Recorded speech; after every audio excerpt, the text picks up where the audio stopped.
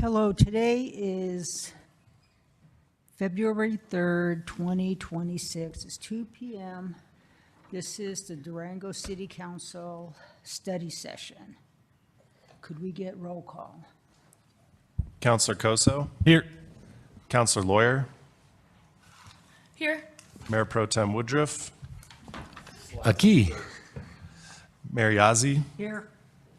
And Counselor Gonzalez.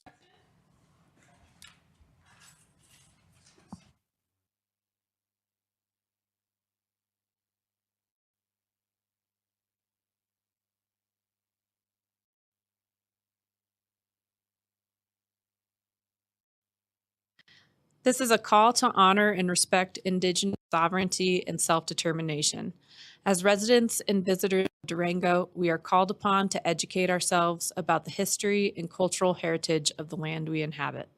The city of Durango is situated on the ancestral homelands and territories of the Nuchu, Ute, Jicarilla Apache, Pueblos of New Mexico, Hopi-Sinom, Hopi, and Diné Navajo nations.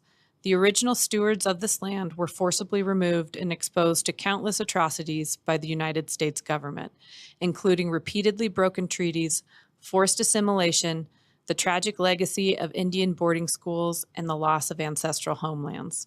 We recognize lasting generational trauma exists within Native communities today. We affirm the continuing importance of ancestral sites to descendant communities as integral to the living cultural landscape. This acknowledgement only becomes meaningful when combined with accountable relationships and informed actions. May this serve as a step toward inclusion and reconciliation.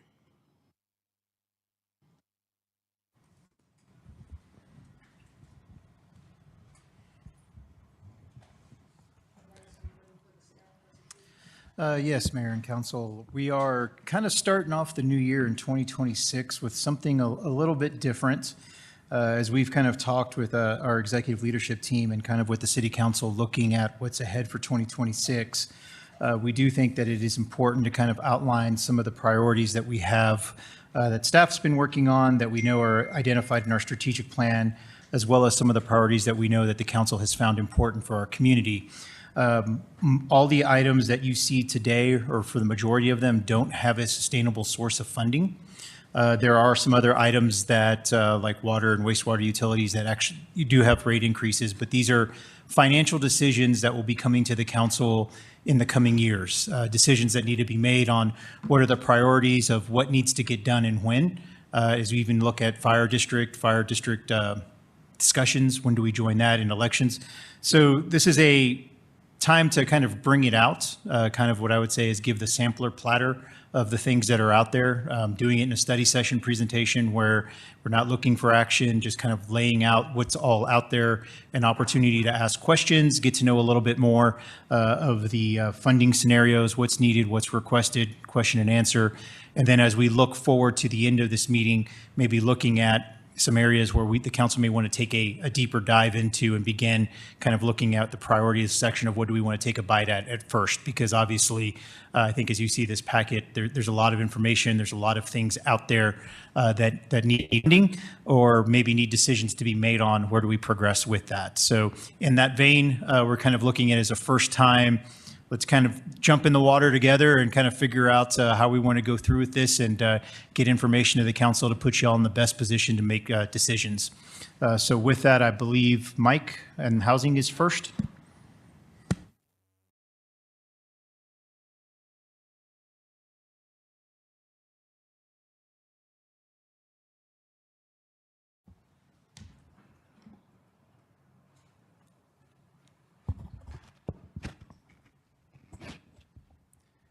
Good afternoon, Mayor, Councilors. First thing I'd like to do, Mike French, Prosperity Office.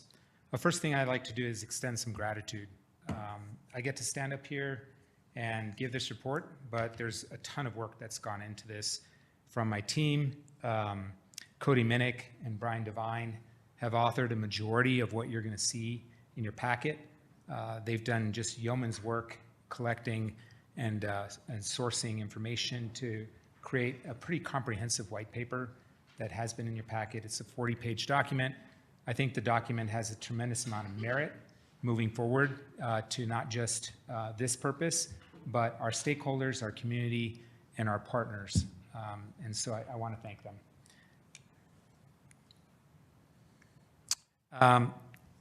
I've gotten to stand up before this council a few times, but never before have I stood up talking about how strongly something I present aligns to our vision. And the way I want you to consider what we're going to present today can either be a competitor to achieving our vision or an asset. And I believe that the reason I was hired is to convert it from being a competitor into an asset for our community. The challenge that we have and what's creating competition is if we cannot address affordability, our vision is really at risk to a certain extent in terms of creating a multi-generational community that is thriving. It's very difficult for us to say our community is thriving when we don't have a place for people to live. The second thing to consider is the demographics that creates and challenges that creates. We've got a declining proportion of families with children. We've got an aging out demographic that I'll go into in a little bit of detail. We've increased our commuting from outside of our region. I've got some statistics there. We're creating a more rental market, and some of that is market conditions. A lot of that is not necessarily policy, but there's certain things that we can do to really address that. There's longer renter tenure today as opposed to ownership pathways that exist, and we've got a growing strain on middle-income households that's not new to this group. Affordability is, people talk about housing all the time, but what they're really talking about is affordability. And affordability is the biggest challenge within our community. There are multiple things that create affordability issues. That includes childcare, the cost of living, but the number one variable, without a doubt, is housing when you consider the fiscal pressure that creates. It's difficult for our economic partners, our businesses, to continue to recruit and retain staff dealing with affordability. If you look at even some of the best paying jobs that we're trying to recruit for, sometimes it doesn't pencil. And that's true when we try to hire for directors. But if we're having that challenge, you can only imagine what's happening out in the commercial and public sector, or not just in the public sector. In the packet is also a housing needs assessment that was completed in 2024. There was an addendum made in 2025, so it's fairly fresh content. I'm going to highlight some specific detail from that housing need assessment, and then I'll go into some strategies and I'll talk about city programming. The population growth in La Plata County has grown from 2012 to 2022 by about 10%. That's approximately 1% per year. That's holding. That trend is holding very, very steady. It's not really declining. It's not really increasing. It is pretty flat.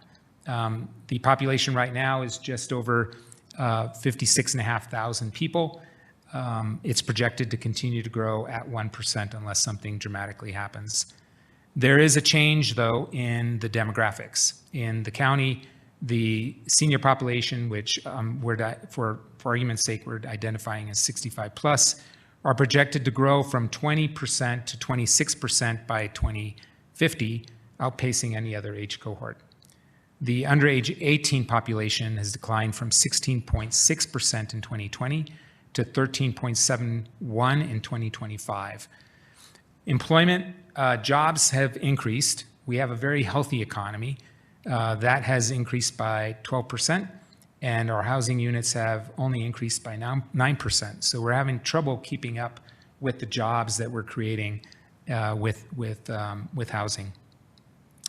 The city of Durango is estimated to be about just under 10,000 total households, so 9,464 total households to be specific. Approximately 8,300 of those units are occupied. That's leaving 1,160 units that are vacant. This might seem like a very large number, but compared to other communities, this is actually a very solid occupancy rate for households. It is actually outperforming a lot of resort communities. The unoccupied or vacant are resulting in that occupancy number of 88%. We can attribute that vacancy to seasonality, second homeowners, and STRs. Short-term rentals. A little bit more data on the housing need assessment. I'm going to talk about the gap that the housing need assessment defined over 5 years. Again, it was produced in 2024, so you'll look at the numbers that you'll see are the gap projected for 2029. The number that has been advertised is that we have a gap of about 1,550 housing units over the next 5 years. Of those, 1,100 would need to be owner occupied for us to keep our ratio of home ownership to rental. Right now, the city of Durango has approximately 55% home ownership. It is lower compared to our other jurisdictions in our area. But in order to keep that 55%, these are the numbers that we'd probably need to achieve. Affordability targets, the open market will likely deliver rental units to above 80% AMI. I believe a lot of those rental units really target 80 to 120. We'll also deliver units to AMIs above 150, significantly above 150. So that means that our work needs to be focused on the under 80% in rental and under 150% in home ownership in terms of programming, subsidies, and incentives. Here's a graphic that just describes what the numbers that I just reviewed. It does a better job of breaking these out by AMI. So if you look at 30% AMI to 150% AMI, this is the distribution that the housing needs assessment suggested that we have a deficit on. These numbers come from the Realtor Association, Durango Area Realtor Association.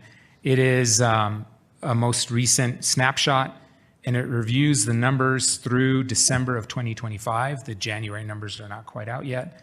The number that we're looking at is the median sales price and the average sales price. And by the way, this graph represents, this data set represents only single-family homes. So we're not looking at rental, we're not looking at attached or townhomes. This is all single-family homes.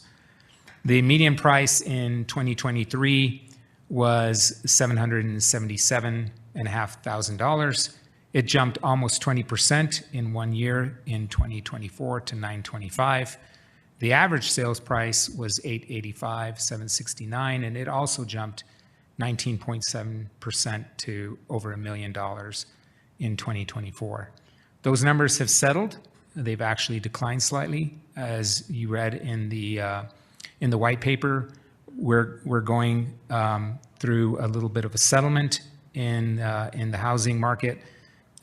Those have dropped 8.4% on a median sales price from $925,000 to $847,500. And from over $1 million, almost $1,050,000 to just over $1,004,000, with a decrease of 4.3% by the end of 2025. I'm going to talk a little bit about AMIs and give you guys some numbers as in terms of what it translates to in terms of rental affordability as well as housing affordability. This graph shows 30% AMI to 120% AMI. The way AMIs work is it's per number of people per household. That's how they come up with the formula. So in this graph, what we're showing is what the income levels are expected to be to qualify in those AMI categories. 1, 2, 3, and 4-person household from 30 to 120% AMI. What that translates to in terms of affordability is that less than 30% AMI, we're dealing with about $664 of rent that's affordable.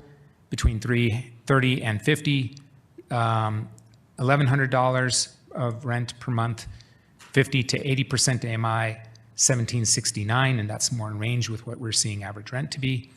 And 80 to 120 is $2,650, $52 per month. That's also what we're seeing in terms of average rent for a larger unit, 3 to 4 bedroom. If you notice that housing affordability is only realistic as we get up to 120% and over, everything else is really a rental market.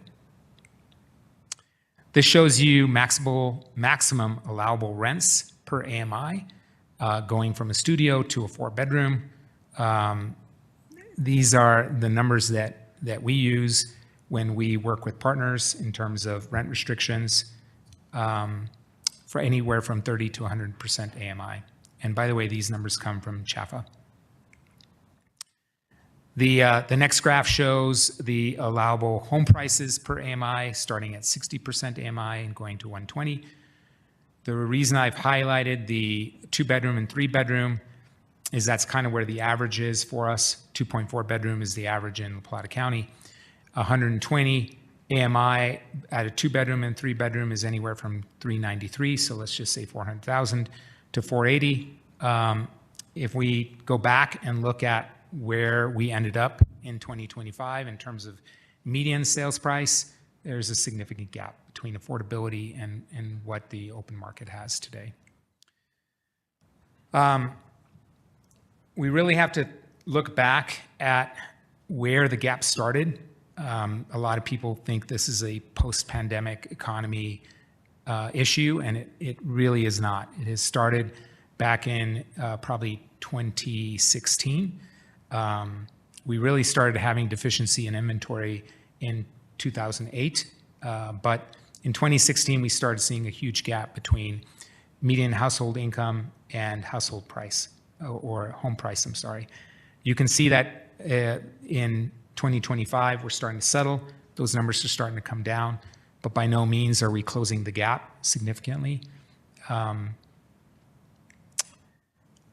going to shift a gear and talk a little bit about short-term rentals and the housing impact that we're having there. When we look at STRs, we have to look at it as at a regional footprint, not just within the city. Within the city, I think we have approximately 135 STRs that are regulated, licensed, and managed. Within the region, we have today just under 1,700. That number has grown significantly in the last few years. It was 1,100 units in 2019. It peaked to about 1,750 in 2024, and it has plateaued since. This represents about a 50 to 60% growth in STRs over 5 years.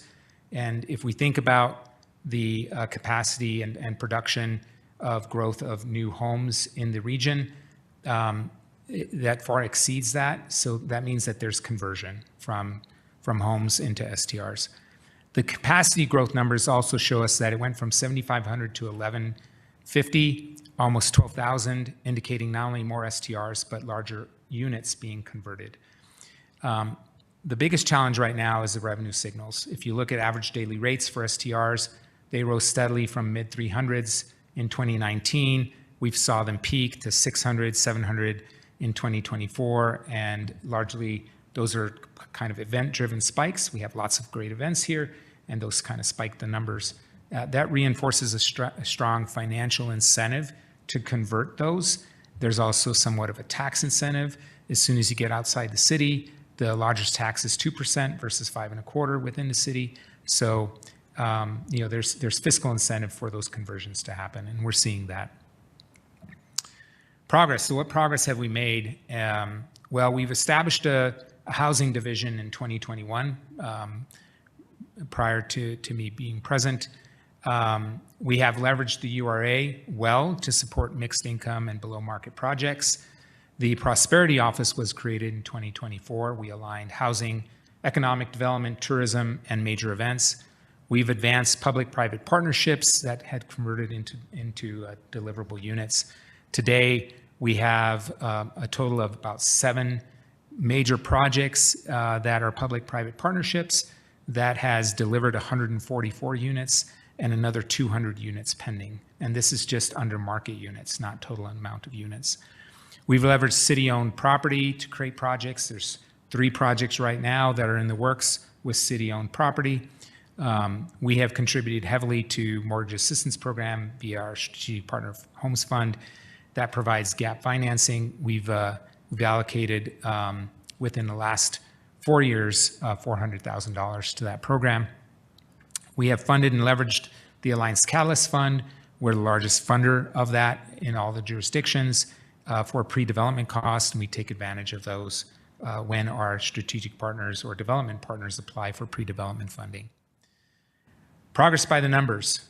Today's forecast, there's about 1,750 housing units at various stages in planning. That's an 18% increase in the city's overall inventory over the next 5 years. That amounts to about 3% per year. Here's the challenge. 7% of these are planned to be affordable. That's less than 1% a year. Not actually a bad number. The state looks for us to do 3% per year to continue to qualify for Prop 123. The challenge that we do have is 74% of these are designated as rentals, and only 26% of these are designated as homeownerships. We will qualify for the Prop 123 in our 3-year goal of 184 affordable units, and we'll qualify in July. We probably could qualify earlier than that. We are putting in for a rural resort that will allow us to count up to 120 as opposed to 100% AMI. If that happens, we have the numbers today. The progress is slow, or is slowing despite really good projects. The challenge is construction costs, unpredictability, the current economic climate.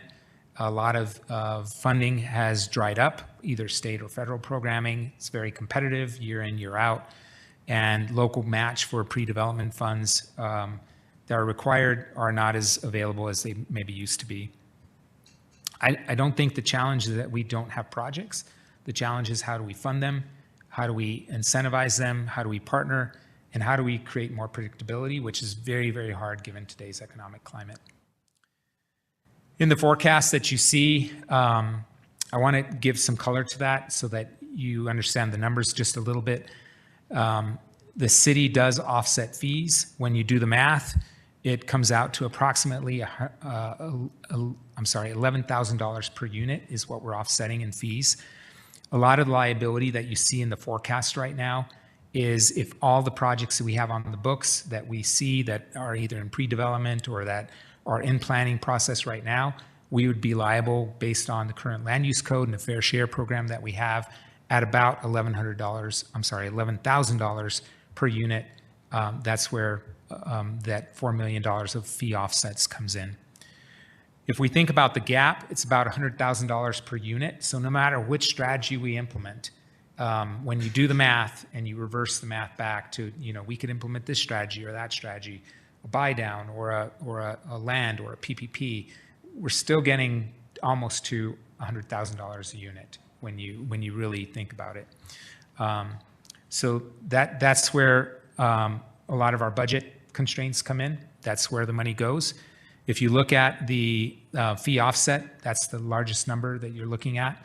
In 2026, we're starting with a year-end fund balance of $4,339,000. We'll end up at the end of the year with a balance of $1.7 million. We'll take that into 2027. In 2027, just managing what we have on the books today, the programming that we have following through, we'd end up with just under $600,000 at the end of 2027. Going into 2028, without any additional funding, we would start to run into a deficit. So what's needed, that depends really on how aggressive we want to be. Our commitment per year is ranging between $1 million and $1.5 million in terms of fees, offsets, programming that we have in place. Our operating cost is $440K.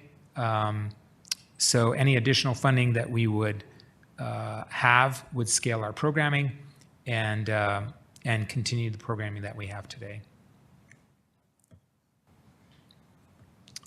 With that, I think I don't know if we have any time for questions or, okay. So we'll wind up All right, great. I'm here for it. Thank you, Mayor. Mike, a couple of clarification questions, and I think I might circle around and ask some more questions in a little bit. So what is both a healthy, quote-unquote, healthy vacancy rate? If we're at 88%, and you said that we're doing better than most communities our size, is there a healthy vacancy rate? Yeah, that's a great question. I think it really depends on the type of community and the community character, right? So if you look at Telluride, they're probably on the lower end of occupancy rate. You know, how many dark houses there are. I think for us being a rural resort mountain town, we've done an incredible job, especially with STRs. You know, we regulated those a long time ago, so you don't have a lot of dark homes as you drive around. A lot of the second homeowners are not necessarily in Durango proper. They're in North County, but we need to do our best to figure out how we protect infill, how we continue to encourage second home ownership to be in the right places. And to answer your question is, I think that's really healthy for where we're at today. How do we keep that number? And can you talk just a little bit then? The STRs are driving some of the vacancy rate number, right? Yes. And that makes sense. The STRs are mostly located in the county. Is the 88% specific to Durango, and the county's got a vacancy rate of something? Yeah, I couldn't tell you. That's a good question. I didn't see it. I didn't see it in their white paper at all. Yeah, So. I'll find that statistic Okay, for you. that'd be great. A couple more questions here. What's a healthy ownership rate? We're at 55%. That seems low to me. Yeah. I don't know what levers we can necessarily pull here, but I don't know what a healthy. Yeah, again, I think we'd have to compare ourselves to communities that we are like and we want to be like. I think as soon as we get to a resort community, we're going to see a dip in that home ownership. As soon as you get to a community that is attractive and highly sought, whether it's a gateway community, you're going to see a dip in ownership and an increase in rental, right? So I think it really depends on comps. And then even so, what kind of comps are we looking at in terms of where we want to be and what our goals are? It feels to me like we're praying that we can keep it at 55%. We're not trying to boost it up to 65%. I would right? agree with that 100%. Yeah. Okay. And then talk to me a little bit. Sarah is after you. Stormwater is hovering out there, et cetera, infrastructure, et cetera. The vacancy tax is an ability to start generating some revenue that could be funded directly to housing. Are there other pieces out there that I think we've talked about and certainly got mentioned in here that are specific to generating budget that would be specific for housing that does not already exist within our? That's a great question. And I would leave that to council and to city manager to really consider what are the different options. We've listed some traditional options in the white paper that other communities have done. You know, but I think it comes down to going to ballot in one way, shape, or form. So I think specific to that question, though, it's what tools are out there, not what we're going to choose, but what tools are out there that generate money that specifically would go to housing rather than needing to take it out of the general fund or Sure. something like that. Yeah, I think we would have to go to ballot in some way, shape, or form. Okay. Number one. Number two is we have seen communities on an opportunistic basis for a specific project bond that is not using a city or a township bond. So it'd be a third party that bonds that the city participates in. Okay. But again, those are very project specific. Those are also rental oriented because you got to generate the revenue to pay off the bond. So it sort of gets us back into that for rent scenario as opposed to for ownership scenario. Okay. Just a point, I tried to lower my hand and I think I just took somebody off of here, so I'm not sure.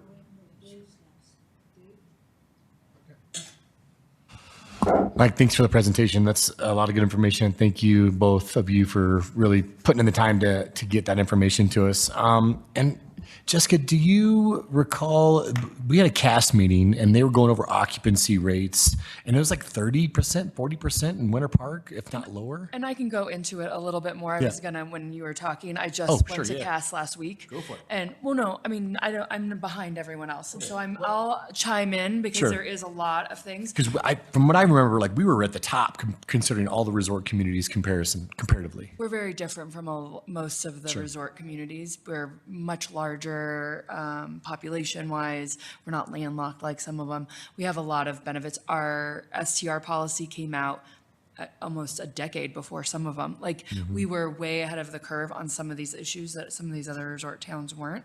But we're also a different population too. And the county, I was going to chime in there too about the difference, the STRs in the county and what that's pulling away from them, and like, yeah, what CAS supports bill-wise. And so I can get into that. Cool. Thank you. And then the AMI numbers, are those the 2025 or are those the 2026 numbers? Those are 2025. So the 2026 numbers will come out in late spring, Okay. early summers. I And that believe was my it's next question is like, May, June. do we have any forecasting as to if those are going to remain the same or up or down? No, they traditionally eke up.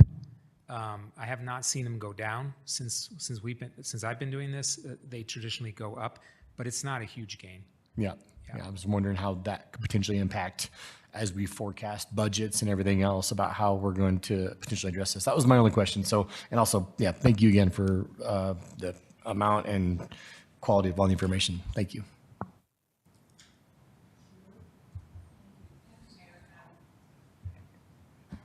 Thank you, Mike, for the presentation. And just the AMI numbers or HUD numbers, every community uses HUD numbers for AMI? And I guess, in my experience, 55% homeownership is pretty high. And I just wonder, I think eventually communities are having conversations about like the need for homeownership, and is that changing? And given that, especially in Durango, our average age is pretty high, but for communities around the country, right? It's different. And so I know it's a long conversation, it's a big conversation. I know we're trying to address some of the issues that we have in our community, but I wonder if we shouldn't take a different approach to that number of homeownership. Maybe it's not as significant as we make it out to be, and might that shift some of the way that we invest in our communities? Counselor, I agree with you. I think the market is pushing us in that direction, and we can't fight the market. So if all the investment coming in and the demand is for rental, I feel like if the market is sort of taking care of as much rental as possible, then where do we have a serious gap? And it is in ownership. So you'll see us focus a little bit more on the ownership because the market is heavy on the rental side. If it was vice versa, we'd probably even focus on how do we create more rental units, but it's really unevenly distributed right now. So we have a lot of projects coming in with significant numbers of multi-family units, right? We're talking in the hundreds.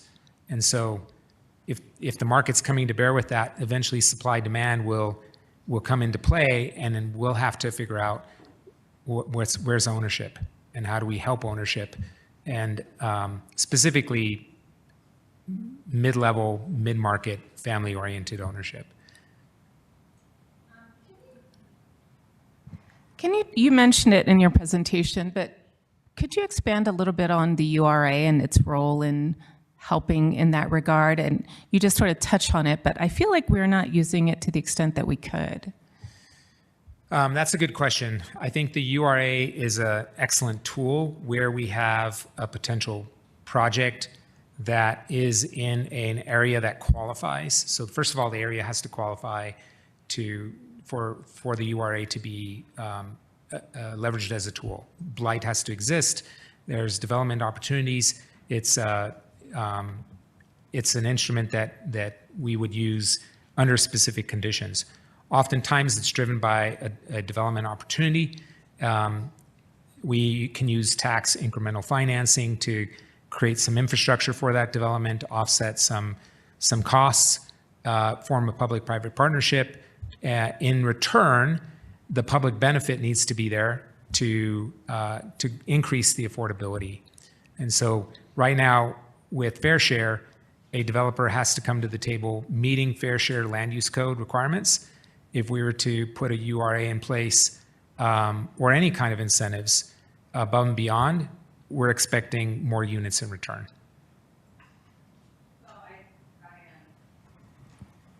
I hope to see us continue to expand on that. And I guess just one final question regarding some of the demographics that you presented. Seems like I recall somewhere that 30% of all homes just have one person. Is that also true of Durango? I don't think so. And it might be for that specific 30%, but the number I can share with you that I'm pretty solid on is the average household is 2.4 people. So how that averages with, is 30% one person and then the rest of it evens out, maybe. But it's 2.4 per person, per household is our average. Okay, great. Thank you. Thank you, Mayor. Yes, ma'am.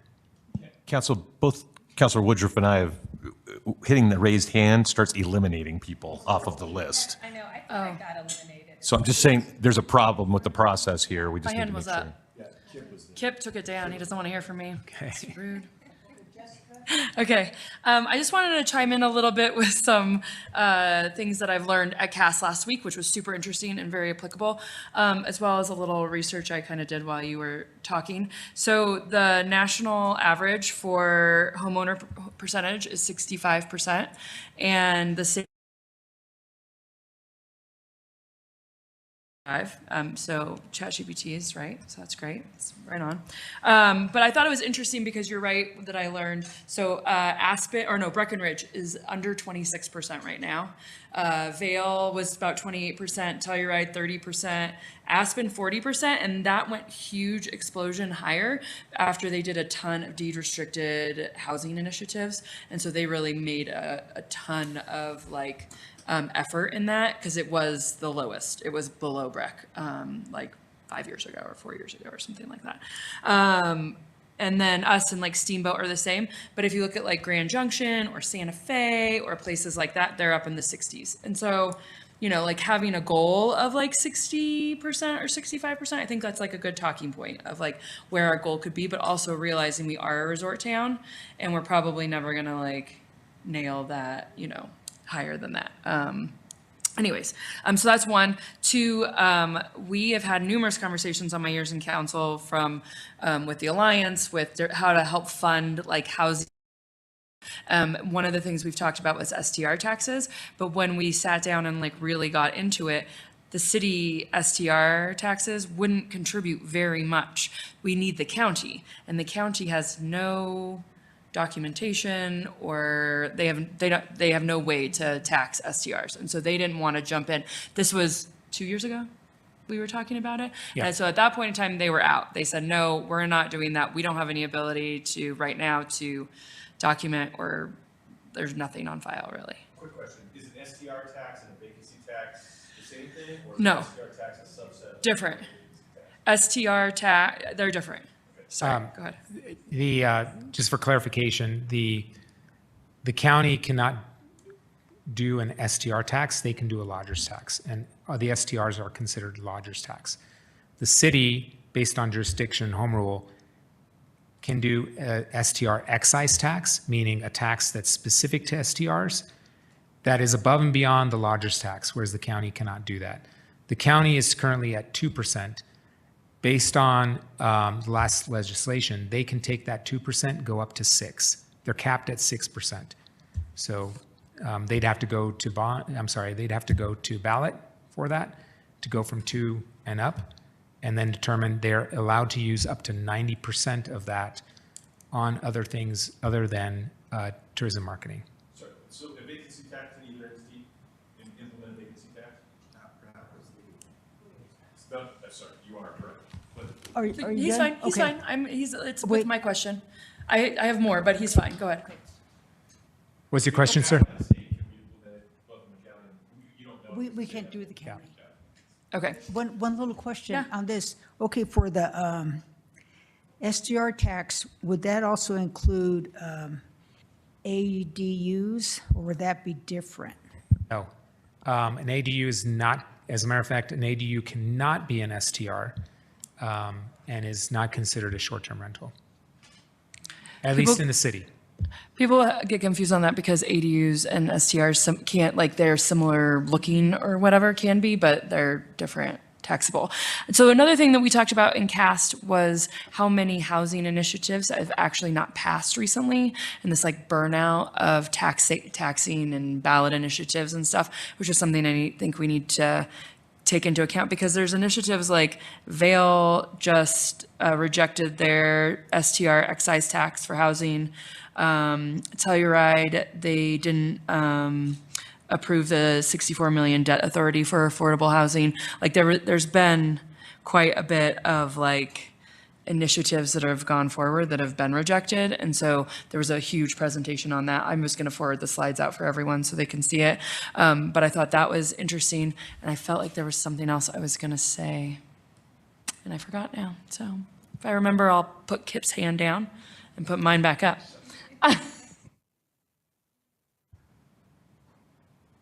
Thank you.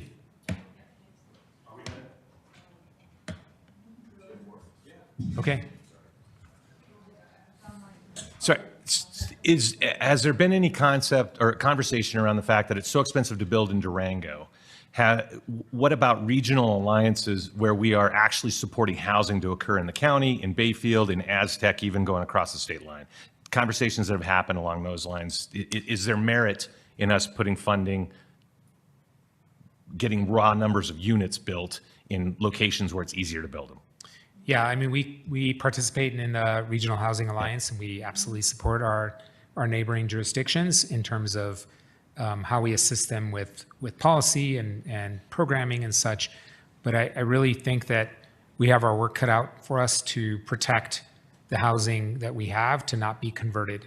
I think as soon as we think about how we rely on a neighboring jurisdiction to offer affordable housing for us and fund that we're no longer considering preservation.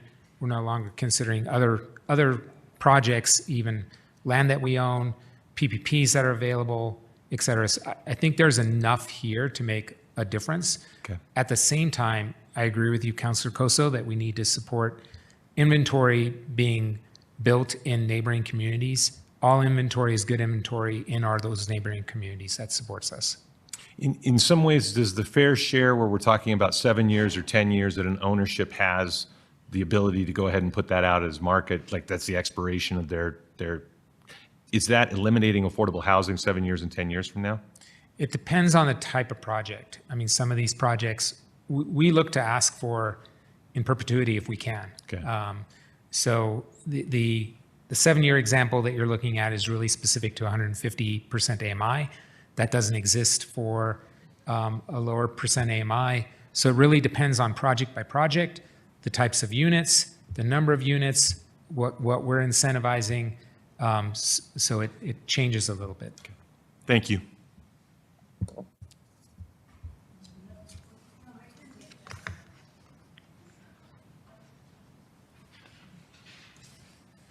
Okay.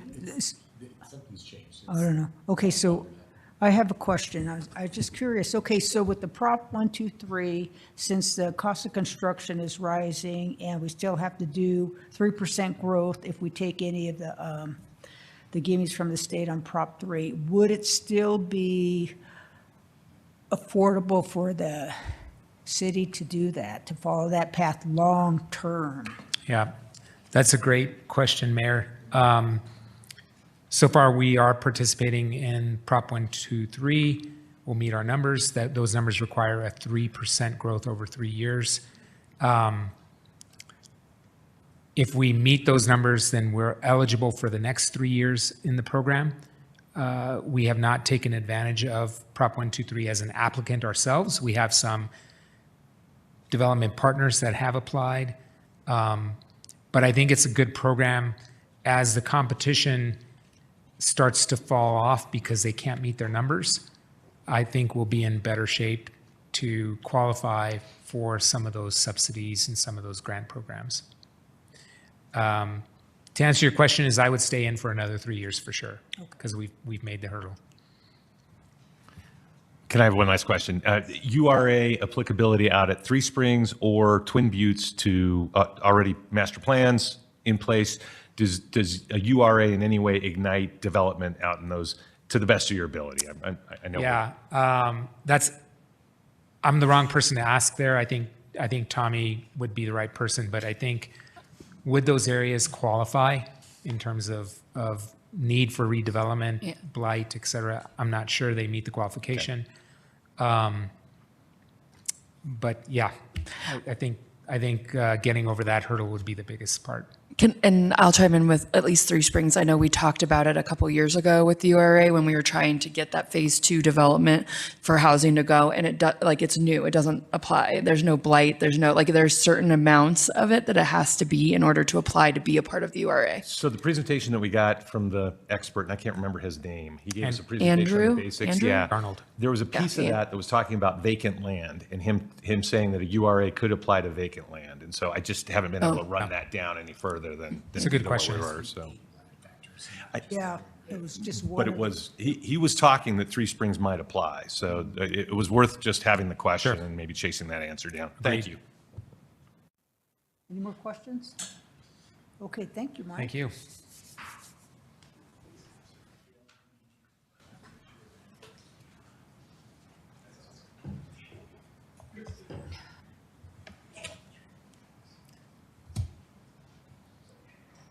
All right, good afternoon, Council. Sarah Hill, Transportation Director.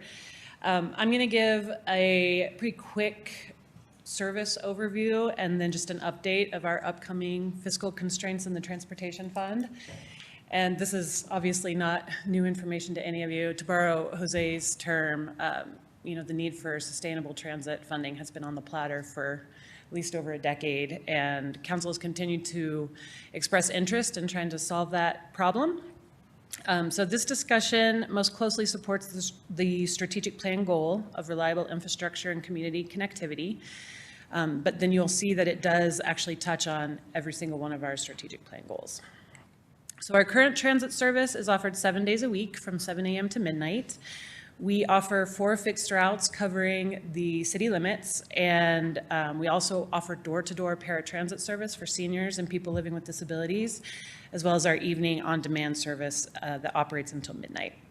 We run our fixed routes every 30 minutes, and the Main Avenue trolley runs every 20 minutes.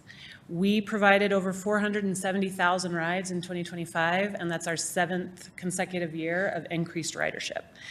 We also provide special community services such as event shuttles to help mitigate parking downtown and provide safe rides home for events like Snowdown, 4th of July, Animas River Days, just to name a few.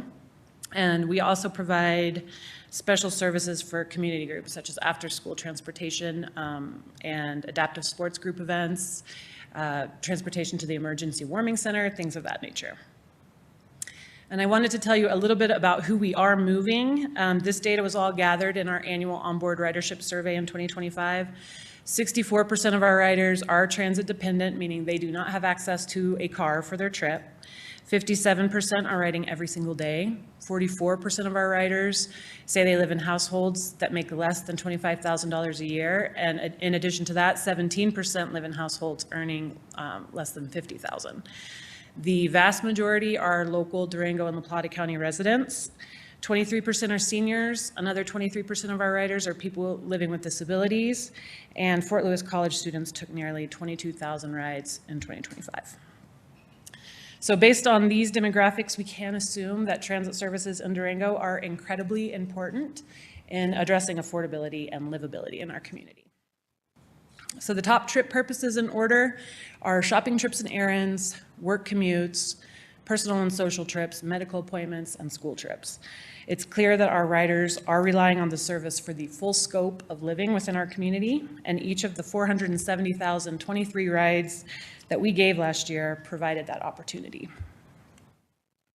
So this is where my TED Talk begins. Please indulge me. Transit service is more than a ride. It's about what makes the ride, it's about what the ride makes possible for people in Durango, and that's jobs, healthcare, housing, affordability, education, and independence.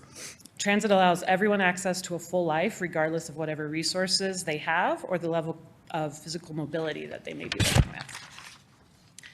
We are really lucky to live in this community with so many amenities and amazing facilities, but if residents can't access them, it reduces their impact on the people who live and visit here.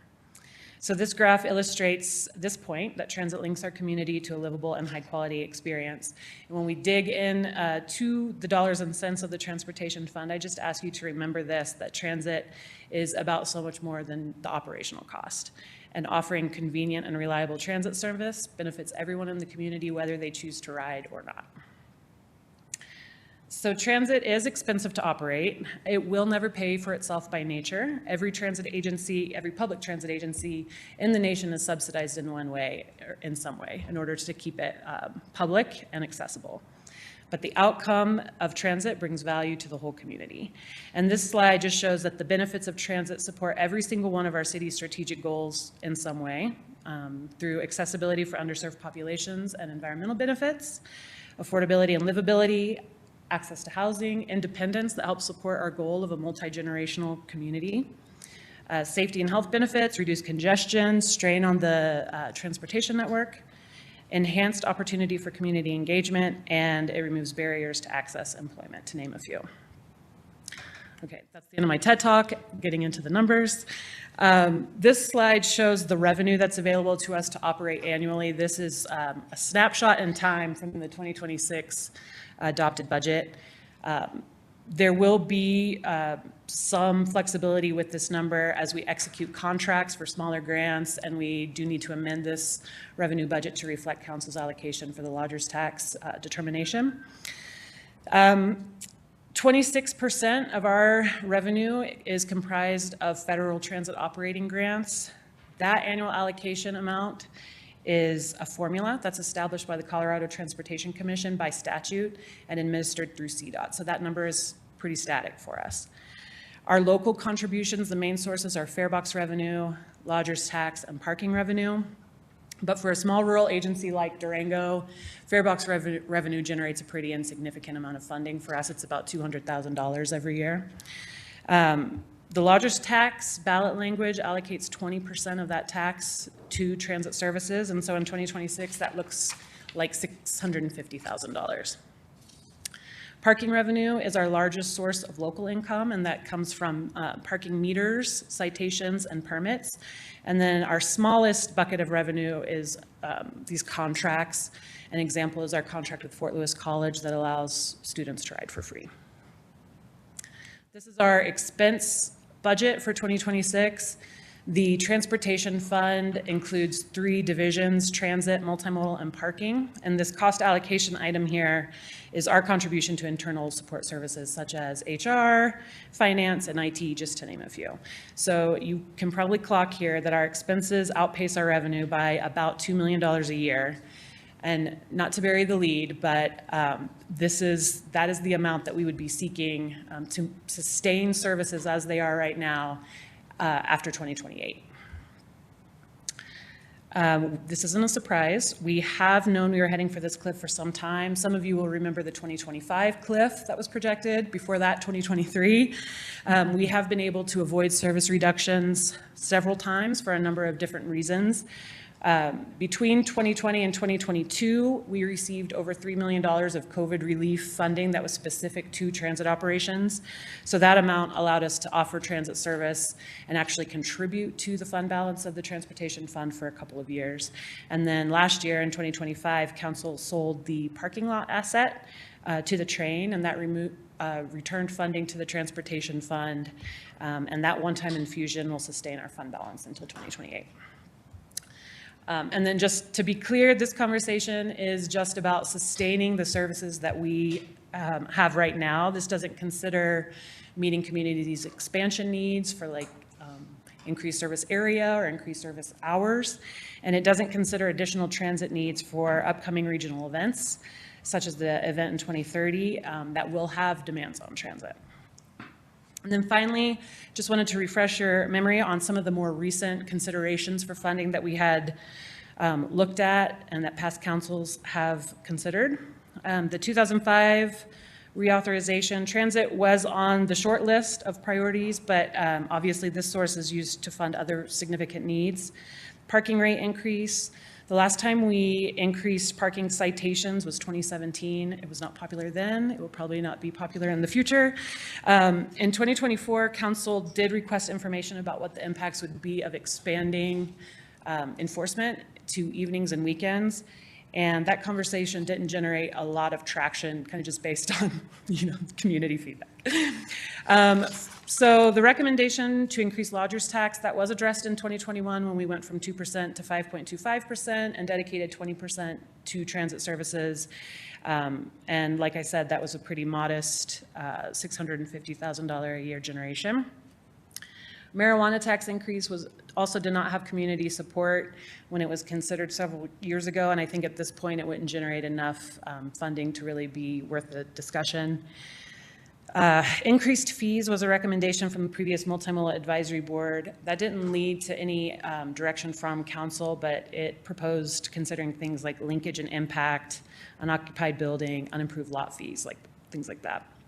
Federal and state grants, we are at our maximum allocation. We will obviously continue to pursue any opportunities that come up, but grants are gravy. It is not the long-term solution, and we will continue to look for those sources as they come up.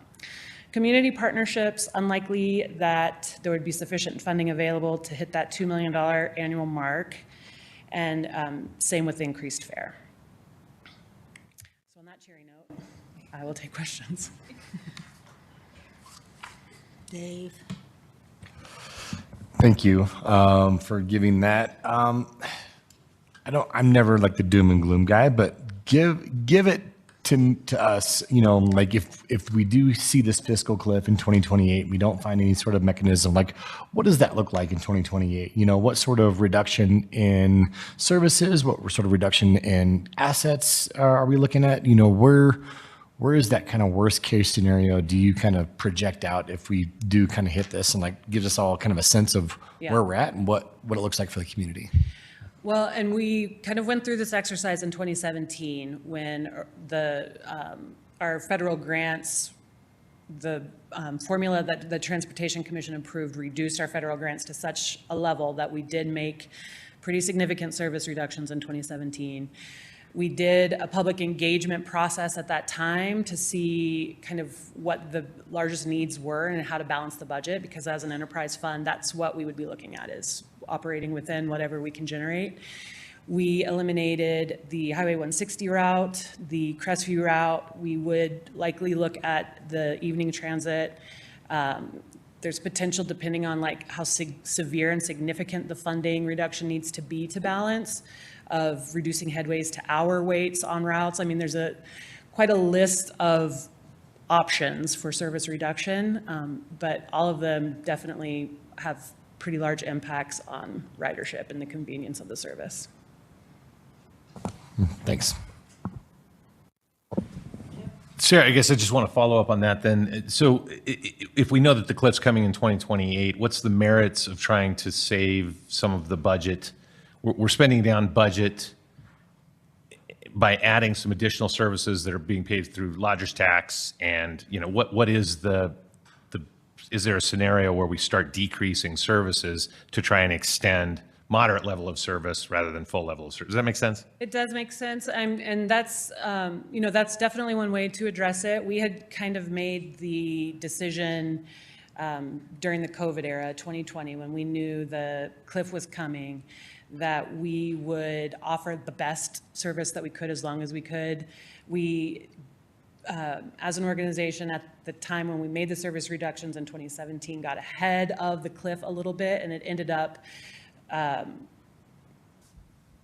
we found a solution, but had already made the significant impact to the riders. So we've sort of made the decision that as long as we can provide reliable, convenient service, we will. But that is definitely a policy. I mean, if that's the direction that council wanted us to go, to be more incremental and start reducing services, that's one way to do it. It just, is at the detriment of the folks that rely on transit right now. Can extra funding, and this may be just a general question, but can extra funding that has been allocated from lodgers tax for special services be instead allocated to take care of transit, move it from 20 to 22%, 23%, whatever that is, and we extend out the life?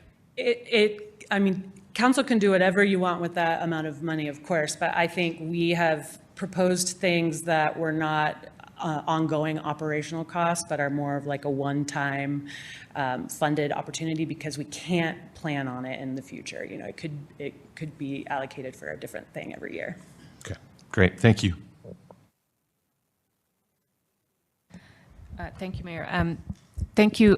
Can you go back to the screen that had the different, yeah, there you go.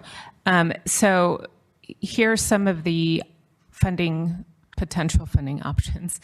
And I think that, there are some things obviously the council has full control over. Should we have to revisit those?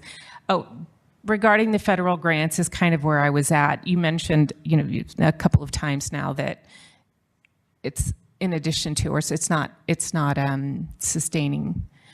But has there been a big change in the federal government's funding currently? I haven't heard much about transit. Yeah, surface transportation bill has continued to be reauthorized at kind of incremental levels. There, I believe we're just now starting to have that conversation federally about reauthorizing our surface transportation bill, and we just really don't know what to forecast for that at this point. And is it on an annual basis, or is it? They like to pass the bills for 3 years, but they have been just continuing resolutions for the last couple of years. The big, beautiful bill, or no, sorry, it was the BIL, the infrastructure law. Infrastructure, okay. And I guess I'm also a big supporter of transit, given my vision limitations. But do you ever present it such that is actually parking alternative? Do you market it that way occasionally? Because I know that as we are, we know that parking is an issue all over town. Perhaps if we're not going to build a parking garage, we're not going, it helps people eliminate that need for surface parking if people are using transit. Totally. And what you're referring to is called transportation demand management. It's, practices and policies that just encourage folks to try to make that mode shift. And we are, the multimodal division is putting a lot of attention towards packaging transit passes to downtown businesses as a part of like a comprehensive, accessing downtown kind of thing. And we will continue to put energy towards that as well. Okay, and I guess I think that would be really important. And then a final question regarding funding. Is the physical buses a completely separate funding? Yes. So, and I kind of specifically for this presentation just provided operating funding revenue and expenses and left the capital piece out of it. Yeah. Okay, and is the way that we pay our fees, the actual meter, the change of those to use the tap feature would be part of capital? Do you mean the pay by cell at the meters? Yes.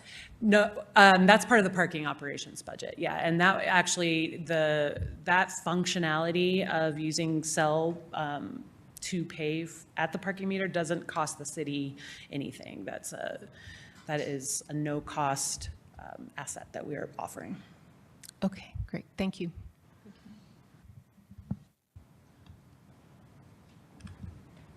Well, thank you, Sarah. Now, I'm curious, okay, with the previous considered funding opportunities, have you thought of any out-of-the-box funding opportunities here that we might start considering? Or do you think these are pretty much the ones that would be possible? I don't think there is such thing as a comprehensive list for options. Kind of will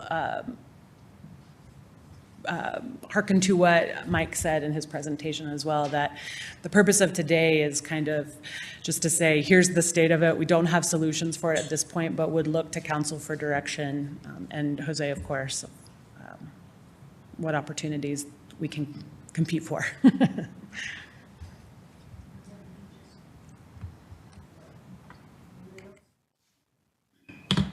Thank you. Thanks.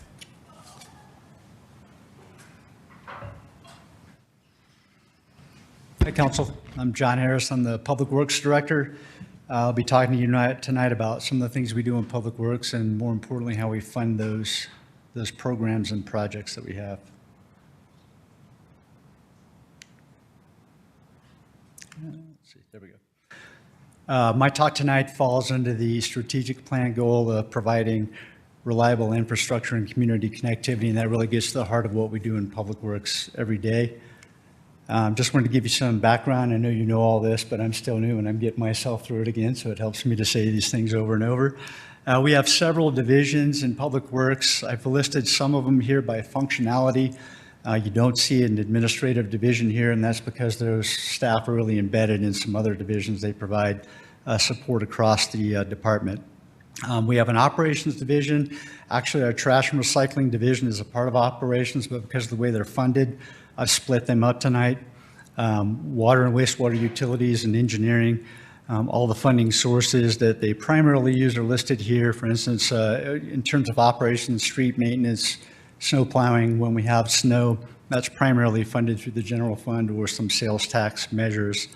The enterprise funds, water and wastewater and solid waste are almost exclusively funded through enterprise funds and rates that are generated in those funds. In engineering, there's a variety of funding sources depending on what types of projects we're doing. Anywhere from general fund to sales tax to enterprise fund revenue sources. Just running through some numbers for you in operations, we have about 105 or 106 employees in total in Public Works. About 16 of those are in the street portion of our operation division. We maintain a little over 150 miles of streets and more than 100 miles of sidewalks. We have 7 bridges, several traffic signals that are actually owned by the city but maintained by CDOT through a contract. Lots of GWIS numbers, 6,000 street signs, storm conveyance pipelines, a little more than 50 miles. That'll be important as we talk about funding here in a little while. Water utilities, we have about almost 6,000 residential accounts and a little less than 1,000 non-residential accounts. On an annualized basis, we provide about 3.4 MGD of water to all customers across all customer categories. That nearly doubles in the peak season. We have about 13 water storage tanks, 1,000 hydrants, 150 miles of pipeline, and about 29 employees that maintain all of that. Similar accounts on the wastewater side, a little more than 5,000 residential and 1,300 non-residential accounts. We treat about 1.7 MGD annualized daily average, and it also almost doubles during our peak. So you see a peaking factor of around 2.0. We receive septage down at the Santa Rita Water Reclamation Facility. Because of our topography, we can't always gravity flow everything. We have to boost sewage up over hills and ranges and things. We have 17 lift stations to do that, about 2,500 manholes, and more than 100 miles of collection system pipelines. Our solid waste, as you know, we do curbside, residential, and commercial trash and recycling collection. About 5,300 accounts, residential accounts, and a little more than 600 commercial accounts.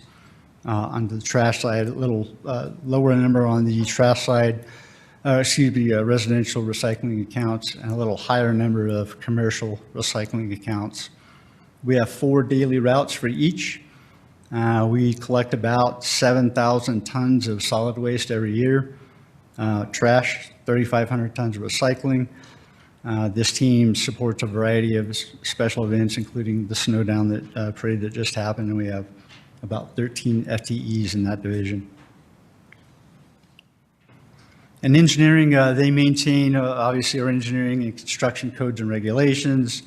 They have a construction inspection team that inspects public and private projects. We have a capital improvement program that you're well aware of.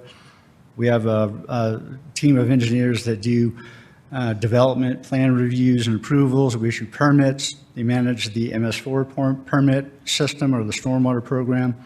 And we have about 25 FTEs in that division. Okay, so that's all the background information. Kind of circling back through about how we fund our programs and our projects and our operations. Back to streets operation, we use about $3.3 million out of the general fund, primarily for O&M. The 2019 sales tax generates about $6 million a year. Most of that is used on CIP work.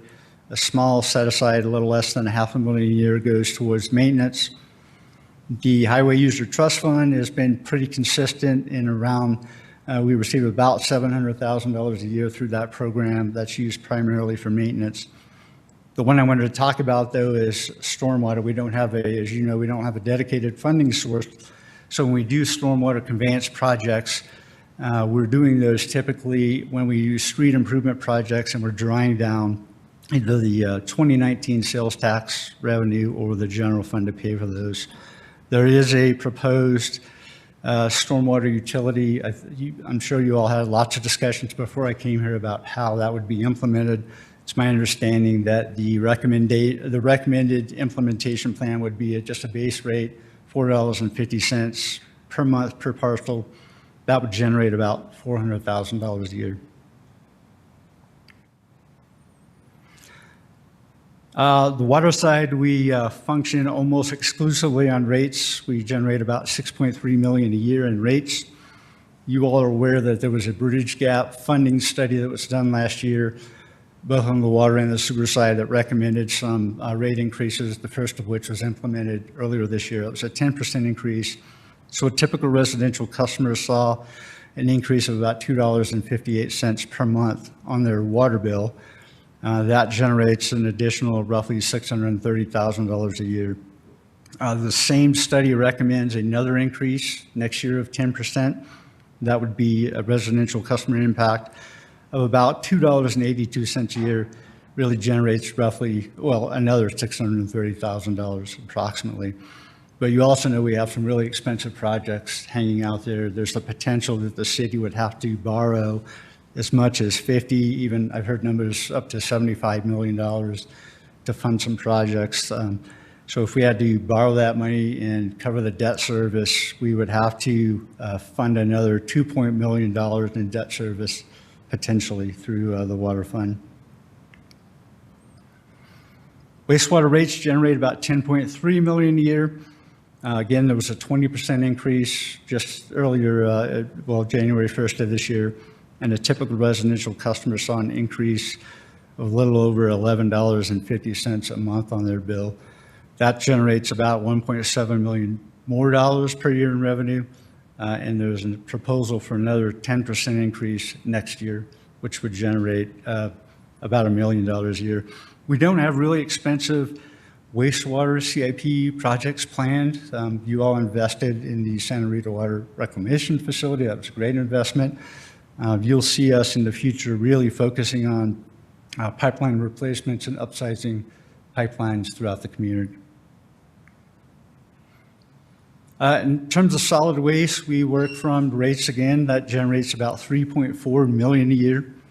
The last rate increase, as I understand, was in 2022. It was a 2.5% rate increase. That was a really low in terms of dollars, the impact to a customer. A residential customer saw about a 43-cent per month increase. But there was a recent CPI increase at the very end of 2025. Our trash hauler increased their hauling rate by about 28 cents a yard. We chose not to pass that on to the customer. We absorbed that increase. And we had a very recent landfill tipping fee increase that kicked in January of 45 cents a yard. That'll continue through the first half of the year. And then there's another increase of 52 cents per yard that'll kick in the second half of the year. We absorbed the first increase. We will talk about how to manage through the second increase. We'll likely absorb that. We plan to do a rate study in the solid waste program next year, and there will probably be some rate. We'll have to have that difficult discussion at some point about what we do with rates then. I did have my first meeting with our trash hauler, and they made me aware of the fact that they will be asking for a rate increase soon. I'm expecting a letter any day now. That's a little different story. They have to justify a rate increase on the current contract, and so they don't just get to ask and receive a rate increase for any reason. So we'll be talking about that.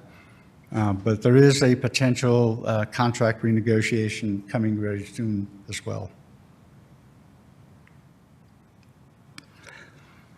Just kind of wanted to wrap it all up in one slide here. I'm sensitive to the fact that any rate increase, even a small increase, is impactful for members of our community, particularly those that are on fixed incomes.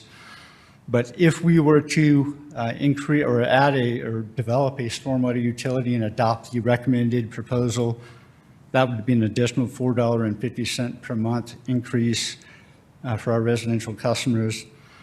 Given the rate increase in water and wastewater that happened this year and the potential for future increases over the next 2 years, our customers could see as much as a $57 a month increase if we had to take on debt and pay that debt service.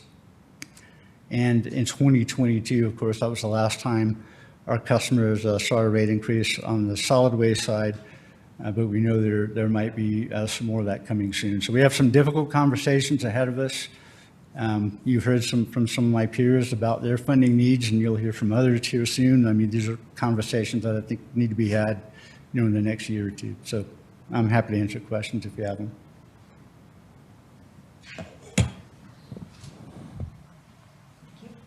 John, welcome. And you get a get out of jail free pass for a couple of months, just being the new guy in the block. So appreciate that. The concept of the fact that previous councils have and previous public works departments have not necessarily done a good job in keeping up to speed on infrastructure at this point. So it feels to me like we not only have to catch up, we've got infrastructure that's 75 years old underneath Main Avenue and probably large parts of downtown. We're getting a sewer and water study. I get that, and we'll know the results in 2027. But for me, how do you think through trying to get to a program where if you've got 2% replacement because there's a 50-year lifespan, my numbers may be off a little bit, but I'm going to keep the math simple. But if we're replacing 2% of our infrastructure every year because it has an average of 50 years lifespan, that would be 100% over the course of the time. How do we get there and at the same time play catch up for ignoring that process for 50 years or whatever we've been doing? Does that make sense? Sure does, yeah. So you'll never hear me stand here and recommend any funding scheme that defers maintenance further, right? It just kicks the can down the road. That's kind of the situation we're in right now. We're going to get out of it. There are a lot of ways to look at it, right? I'll give one example in terms of, you use the street example and I'll use the same example. We have a pavement condition assessment that was done a few years ago, I think it was in 2022, that recommends a target pavement condition index. That's the score that you give pavements, 0 to 100 score. They recommended that our target should be at 74, which is pretty common. That's a good, it's a better than a fair, it's not an excellent street surface. It's somewhat subjective though, right?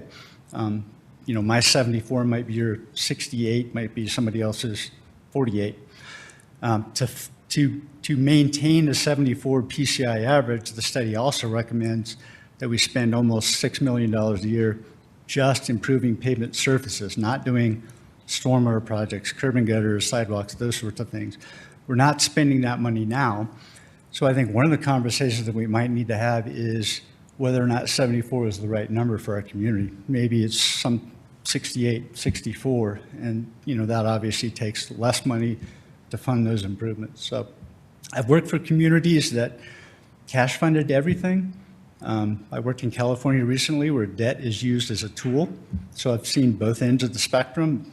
Given my preference, we would cash fund everything. I don't think we can do that here, given, $50 or $75 million worth of water work that has to happen soon. So I think, my challenge is finding that balance between, maintaining our infrastructure, planning for the future, and minimizing the impacts to our customers. And I just wanted to follow up on one other statement you made, that the focus would be more on water than it would be on sewer. Did I hear that correctly? That's correct, yeah. So the sewer lines, anecdotally at least, they seem to be all falling apart downtown. Like I've known 4 or 5 homeowners at least that have been having to replace failing sewer lines. So is that unique to the residential construction downtown as far as you know?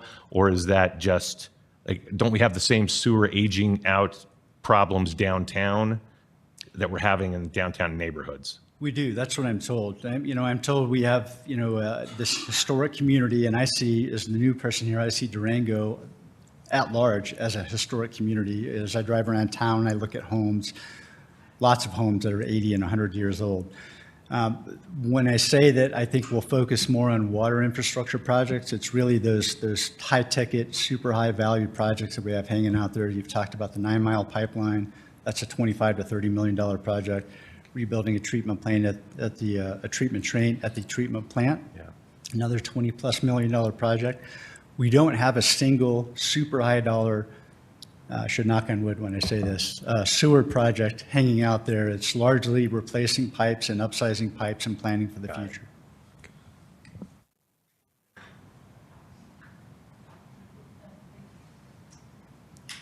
Hi. It's nice to meet you. Likewise. So just looking at the summary here, the customer impact summary, could you just explain what we're looking at? So just take the first one, Operation Streets. So is this suggesting we need to increase our fees by $4.50 a month per customer? No, I'm not suggesting that. There was a proposal that I believe was brought to the council some time ago, perhaps last fall before I got here, about how you might fund stormwater improvements. A variety of ways you can do that. It can be based on a square foot of impervious area. Some of these methodologies get really complicated. I understand that the recommendation landed on just a flat rate per parcel utility fee of $4.50 per month. That has not been implemented. I'm not at all recommending that we do that tonight. I think I have a little more analysis to do on that. I really wanted to give you one slide that shows the snapshot of the impacts that our customers and our community have seen in the last few years, along with some potential future rate increases, particularly in the water and the wastewater side. Okay. Okay. So just trying to understand a little bit. I understand that the need is great and the demand. I think Durango has high expectations for their public services. I think that going to the 68 PCI would probably not be acceptable to the community. Means we'd have not great streets all over, which I think actually Durango has pretty good streets. But I guess I just feel like I need a little bit more explanation. I didn't quite understand what the summary is. The need, we know the need is great, but could you try again? I think Sure. I'm just not following. Maybe, John, do you want me to try to help a little bit on this? Might be able to.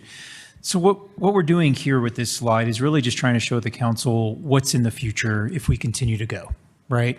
We're looking at all of these things that don't have a funding source. And at the end of the day, who ends up paying for it? The resident. So when we look at transportation, when we look at housing, when we look at the fire district, what we're doing here from a staff perspective is you can focus on that, right? And just say like, oh, okay, well, if we fix this, we have it, right? If we do a tax for transportation, we've got it solved.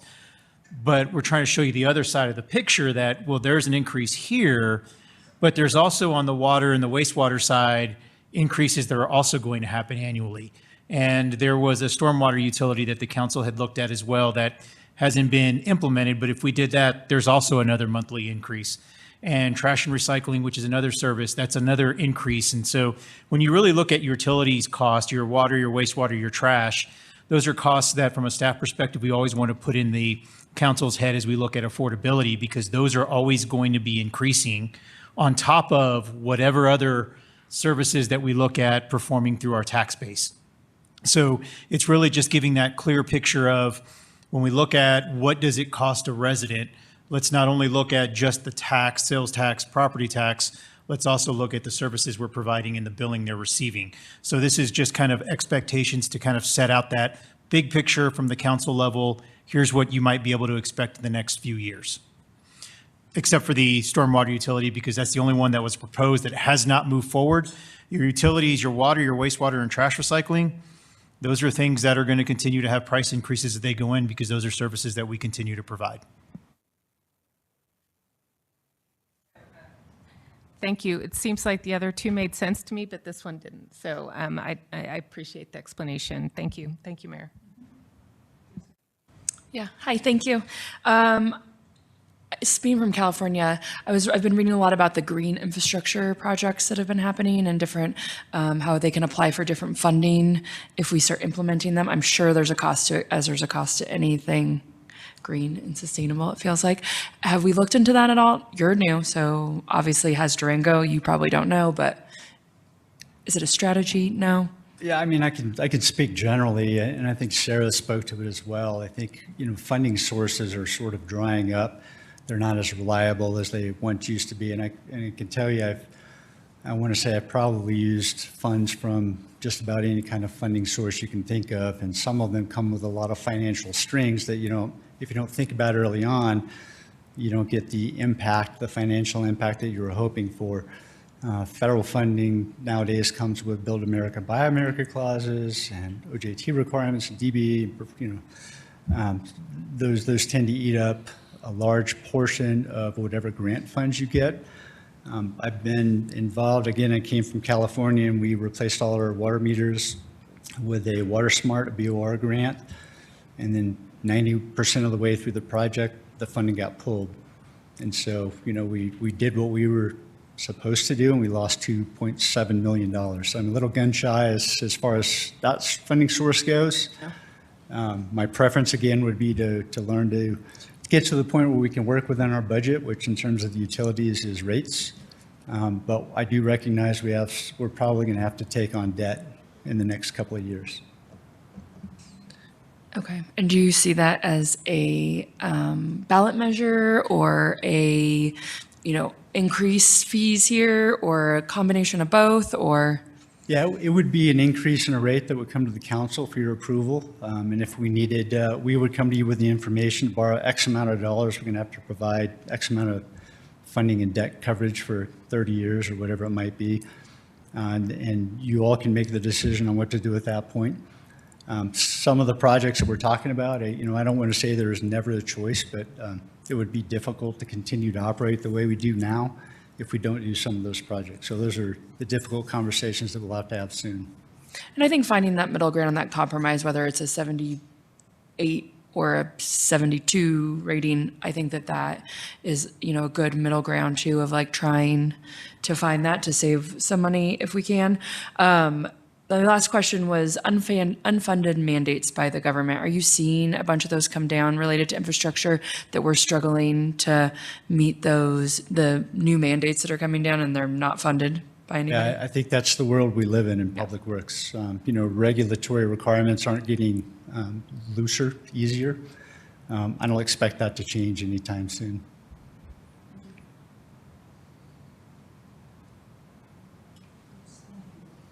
Thank you. I was wondering, maybe I wasn't paying attention, but where does the debt for Santa Rita waste management come from? Is it in here or not? Yeah, it's built into the wastewater rate that our customers pay right now. So that debt service, that debt coverage is in the rate. So it's not specifically broken out as an additional cost here.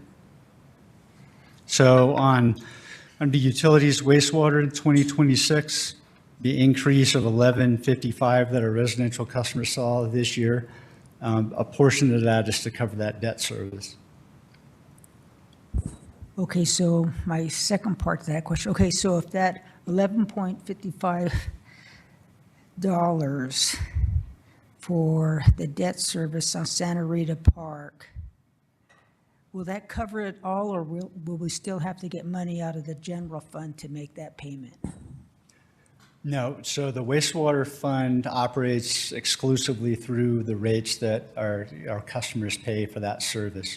A portion of that, let me be clear, the $11.55 increase that our typical residential customers saw January 1 of this year is not only covering debt service, it's covering all of the increased costs that we're seeing right now to provide that service to our customers. A portion of that is the debt service, though. All right, thank you.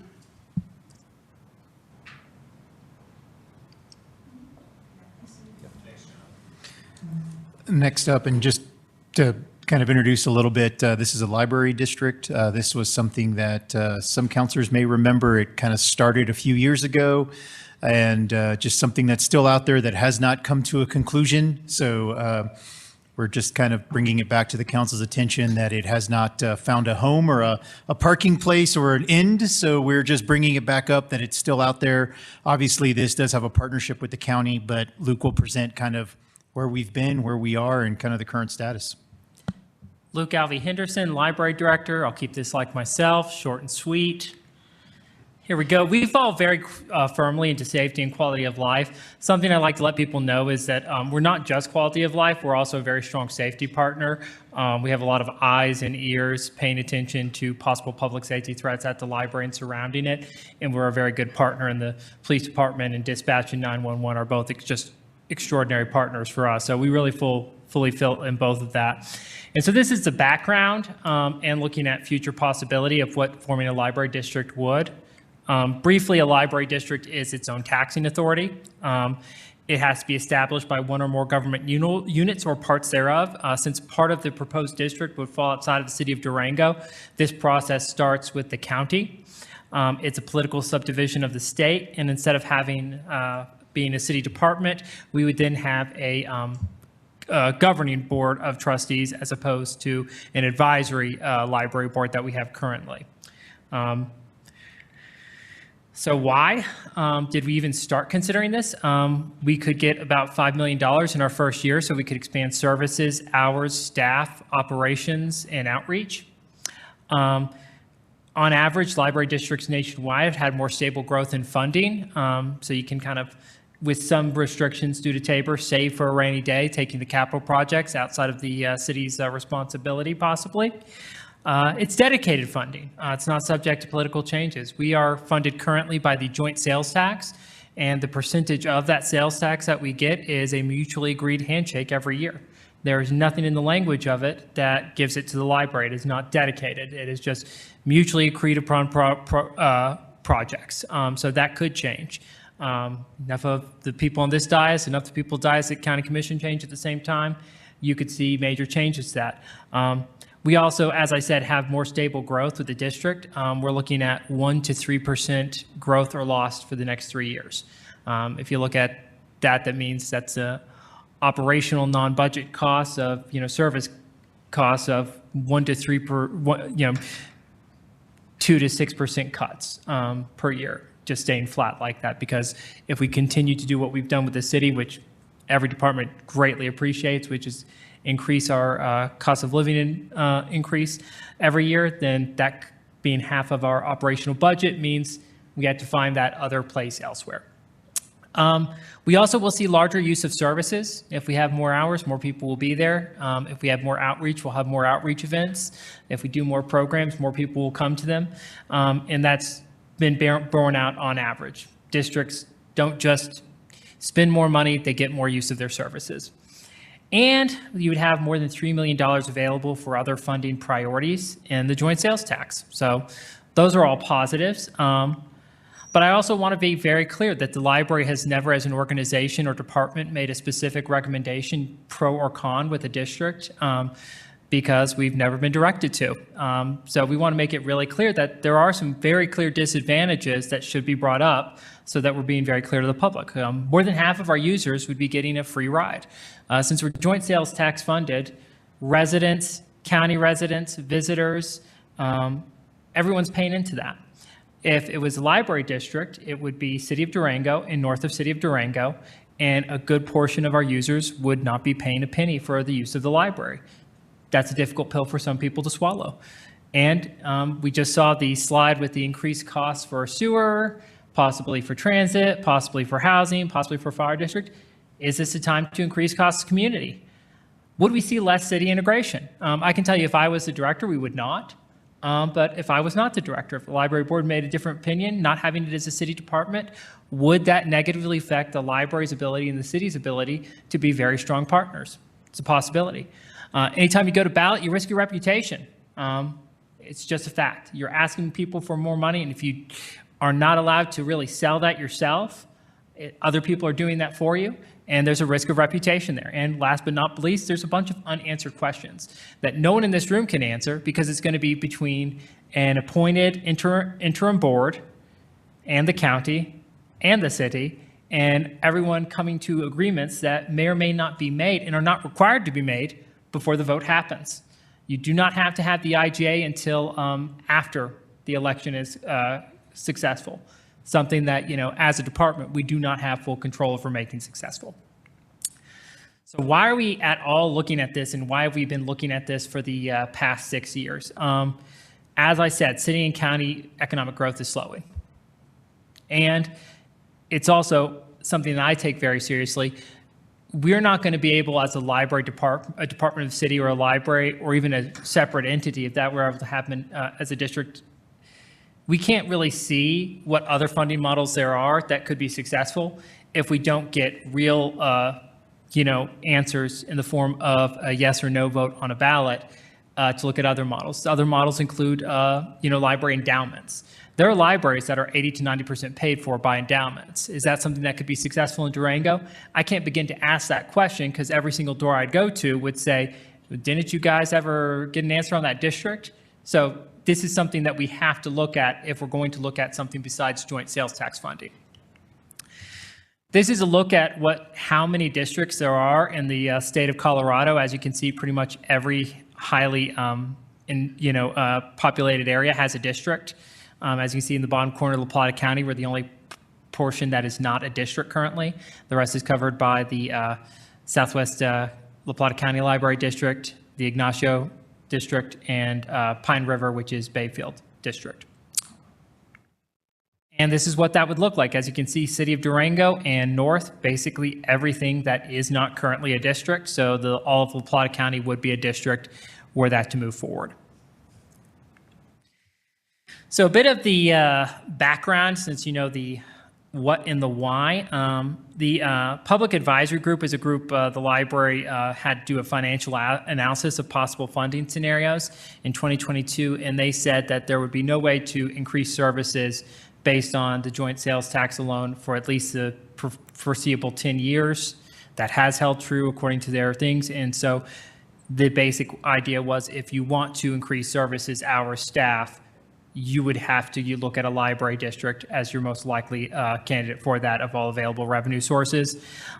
We did do a survey in October 2022, and it was very highly positive, but you guys may have remembered that something happened not long after that. We got we got direction from both the county and the city to pursue a petition process in early March. But then we hit a brick wall in March because housing estimates went haywire, and everyone decided to wait until November for a ballot measure, Prop HH, that was defeated, and so they had to do a special session. So the majority of the year of 2023 was a big question mark on property values. And then if we have seen in 2024, it's kind of like a worst of both worlds for property value funding in this way that you have to get more to spend less. It went up for a lot of people, but you get to keep less of it as a state body. So had we gone forward and been successful, we would have been actually just maintaining our budget, not extending services. So we would have run on something, won, and then said, just kidding. So that ended up, the direction to halt from city council was very wise and very appreciated, both at the time and certainly now in hindsight. So this is a look at how popular it was. We saw that of registered voters, 84.4% supported it. And this is just a look at that financial analysis. So we would have to, at that point, it was a 3.56% and a cost of $180 annually. That's gone up considerably to get the same $5 million in funding. Now it is 3.85, which would give us $5 million. Average cost of $269.50, roughly $22.50 every month. So adding up, very different. So what we did for that is we were recommended in early 2025 to do a survey process because the survey is not accurate anymore because it was asked with different rates that do not add and with before, several years of really high cost of living increases. We did select a group and we were ready to deploy. But as you've heard today and as you've heard about the fire district, we have some upcoming costs that city council has not been briefed on and given no direction on.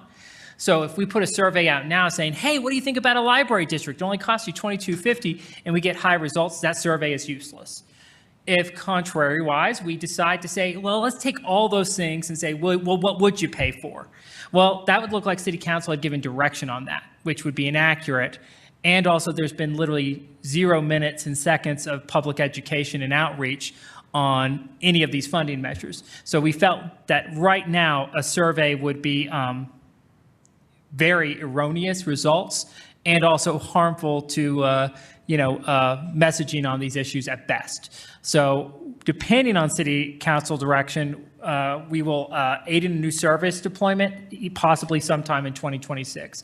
It just really depends when you get all this information and start bringing discussions forward and have resolutions on, what the funding priorities are. We could then have accurate survey language, but it might be decided at that time that a library survey isn't what's needed. It's a more targeted surveys to the higher priorities. So we're holding off on now and we'll continue to update you on a quarterly basis on when or where that survey would go. And last but not least, here's a look at the petition process and the resolutions process. As you can see, whether you get a petition or you do it as an intent to form district from the county, there's this 90-day gap there in the middle that you have to wait before you can move forward. So that's saying that if we did not go forward pretty much in the next couple of months, and we would have to have the ballot language to the state by July 22nd, then it would be impossible to do for the 2026 ballot. This is something that's come before. I forgot to put it in as a bullet, but it's been so many times. It has to be in even year November elections because it would be a new district and therefore a new property tax. Amendments to those property taxes can have different elections, but not new ones. So we are looking at 2026 or 2028. So we're not making a recommendation one way or the other on that timing, just realistically, based on what's going on, it would take almost immediate special action from City Council and County Commission both to try to meet that 2026 deadlines. And with that, I'll take any questions you have about library districts.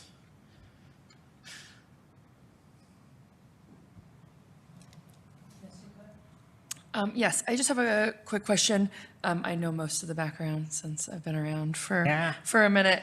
When I first got on council, we were covering a bunch of overages that the library was having. Correct. That the joint sales tax wasn't covering. Yeah. And the city was covering it, not the county. The county wasn't chipping on 50-50.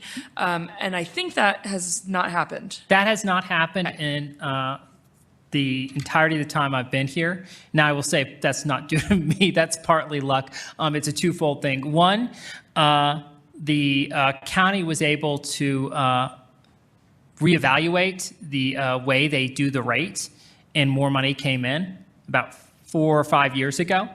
And we've had sustained, over the past 4 years I've been here, we'll grow a little bit and then we'll drop a little bit. So we really look at, even though we only budget every year, trying to be really careful in how we budget so that, for instance, in my first year here, we saw just this massive jump in projected sales tax, and we left about $300,000 on the table because we felt that if we spent that in programming or especially staff, we probably wouldn't be able to afford it the next year. And we ended up being correct about that because the next budget was pretty much the budget we had adopted as opposed to what we could have taken. And so we're really careful about that. So we've heard very clearly that outside of looking at capital projects, there's not going to be any gap funding from the general fund. It's joint sales tax funding or make service cuts. So we made $90,000+ in service cuts for the 2026 budget. Partially, we can defray that with Friends funding. We get anywhere from $50,000 to $60,000 annually from our Friends of the Library, and we get about $16,000 from the state as just a generalized grant for buying materials usually. So a good portion of that is actually not a gap for us. Great, thank you. That was my only question. Luke, the district forms, it's the city of Durango and North, and you said half of the folks are free riding because they don't live in that district, correct? Yeah, about half of our current users who use the library on a regular basis based on mostly library card holdership, because we don't have any other way of capturing that, would be getting no spending directly. Tell me the problems associated with a residency requirement to be accessing the library then for those who are just living within the district at that point. And do you see that we are able to then dial down the cost of the library? Great question. State doesn't allow it. Oh. Some states allow residency requirements and fees. Colorado does not. And also that is an area where I feel like access to the library for the entire county and also a lot of the Four Corners area is so instrumental to success. I'd rather have less money than less access, frankly. Got it. Okay, thanks. Thank you, Mayor. So I think you just answered the question. So you cannot, we choose not to charge a fee, I know, for renting books, but what about rental of the facility? So we do charge for the rental of facilities, and you're actually going to see on the fee updates that we're looking at a modest increase in that because our staffing costs continue to go up, but our rates haven't changed in 16 years. It's going to be very minor, $5 for one, $10 for the other. And we're greatly excited about the City Hall project because we have seen an over, I believe, 50% growth over the last 3 years in our room rental usage, and we can't keep up with the demand. So we're looking at the exciting news of this City Hall project taking some of that burden off of us in the rec center because it's fantastic, and it's where we get some of our greatest partnerships because they're already here and they're seeing how wonderful the facility is and how amazing our staff is at supporting them. But it's one of our growth areas that if it continues the same 5-year trend, it's not sustainable over the next 5 years. We're going to have to introduce blocks and blackouts so that we can have more time for room setup, or find staff for find more funds for more part-time or full-time maintenance staff, which we just currently don't have. Well, I think you have a great staff. I'm really appreciative for all the work that they do. Just a question again about the staffing that, so we do charge a fee for rental of the facilities, but not for, not to rent books. But what other fee-based services does it? Printing. Printing is 10 cents a page for black and white, 50 cents a page for color. Those prices haven't changed since the 80s. And we actually are what's considered fine-free library. We don't do late fees. We only do replacement fees. So as long as people bring the item back, and that's because the revenues generated from that are pretty terrible, and it actually increases the rates of items brought back because a larger cost for libraries is lost assumed items when they just never come back because people don't want to pay $20 in fees, they just keep them. Your cost to replace that and staff time is much higher than if you just forgive the fine. The vast majority of what people bring items back is so they continue checking out. If you take that away from them, then you just often lose it. So we are very revenue low because we don't have a lot of mechanisms for it. and our revenues for room rentals go into the general fund. We don't spend those.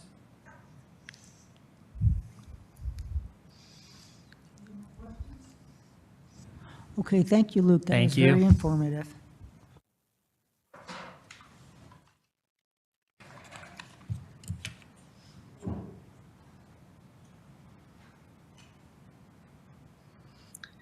Good afternoon, Mayor and Council. The next few slides are really meant to summarize the funding needs that were presented in the previous items of discussion. Really, as Jose mentioned when we started, we really want to give council the information needed to effectively plan for the future. And this is really a high-level discussion, but we can keep these items in mind as we go through the upcoming budget season for 2027 and as we continue our long-term planning. So as we discuss the funds, we'll also refer to the future forecasts. In this slide, we discussed each of the first four funds and the need for a subsidy, beginning in the Transportation Fund and Housing Fund in 2028 to avoid having negative fund balance. Additionally, the Water and Sewer Fund are projected to have negative fund balance beginning in 2029 without additional rate increases. We also talked about stormwater just a bit. This is listed because we don't have a dedicated funding source. And so we have mentioned this presentation that was given previously. This presentation showed that stormwater operations are paid out of the general fund at approximately $700,000 each year. Additionally, stormwater projects are usually completed as problems arise, and these capital items are paid for in the general fund or incorporated into street projects. So this fee of $450 would provide approximately $404,000, as stated before, in revenue to free up general fund revenues for other items. So this is the 5-year forecast for the Transportation Fund.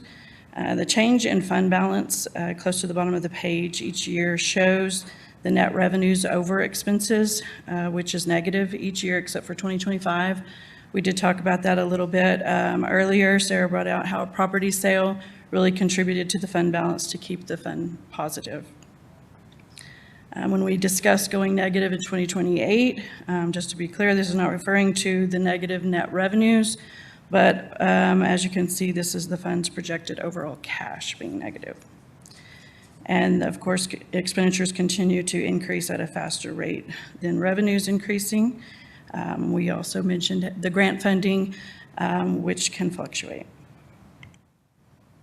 This slide was presented earlier. Mike showed us this 3-year forecast with 2028 also having negative cash at the end of the year and projected overall cash. Again, these expenditures continue to increase. And without a subsidy of approximately $1.3 million would be negative.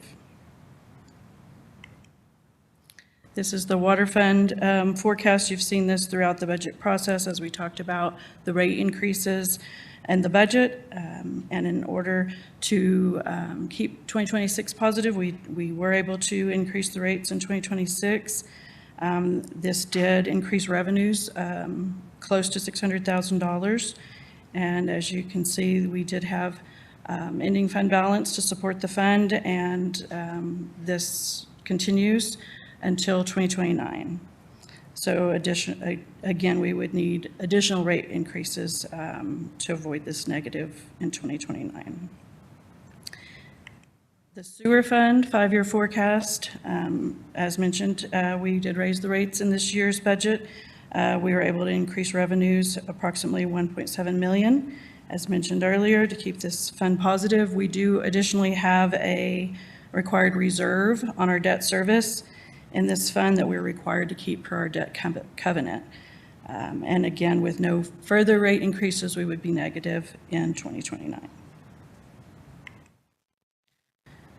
Moving on, we did have a recent presentation to council in the last study session regarding the fire district and our contract for emergency services.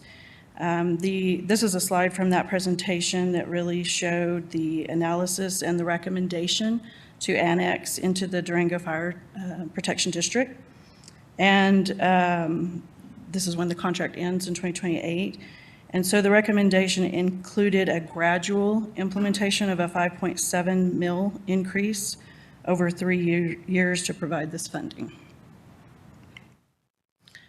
So this slide, we really tried to kind of put it together so that council had a summary of the information, really the needs that we're presenting. Of course, we're not asking council to do all of these things at one time, but we want to make sure that the cost of these needs and how they affect average residential households is provided. And so we kind of just outlined these here. A previous presentation mentioned the 10% rate increase that might be considered for water and sewer in 2027. So this shows in this top left piece of the pie that that would be $9.74 per month of an increase to the residential average household.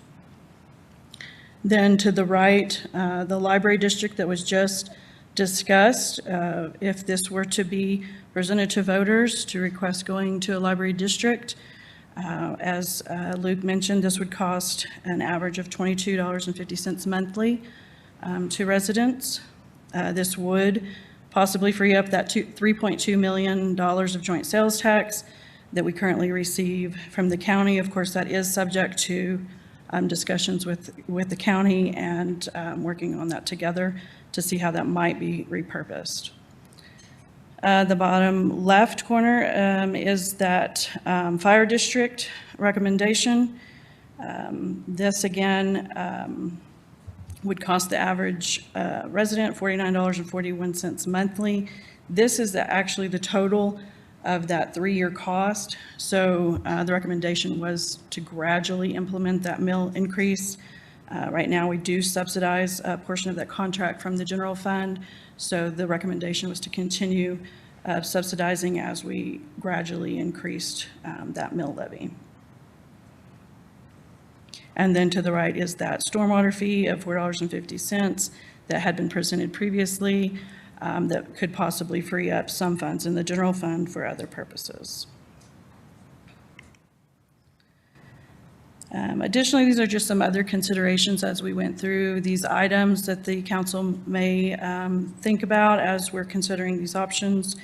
It has been mentioned previously in discussions that the 2019 sales tax fund, this funding is up for reauthorization in 2019 and could be repurposed. Of course, we'd have to consider what we're paying for out of that now and how those expenses would be paid for. This does include about $3 to $4 million in annual funding of alley, streets, pavement, and sidewalk improvements, along with emergency repairs that would likely have to be paid for the general fund if those were purposed in some other way. Additionally, the lodgers tax, we did look at some other cities to see what kind of rates they had and what they were charging. The city currently charges 5.25%. We did see that some cities are around 6%. One was at 7.5%. So a small increase in this, could be considered or a restructuring. So additionally, we have revenue bonds listed, as we've talked about tonight, with the project needs and capital in water and sewer. This is likely something that we will ask the council to consider in the future to fund large projects, projects that could not be funded by cash. And again, of course, rate increases would be necessary to fund those debt payments. So that is the end of the summary, and then I will take any questions that you have. Thank you. A couple of clarifications. The $400K for stormwater would likely be in addition to the $700K already coming out of the general fund for stormwater projects. Is that correct?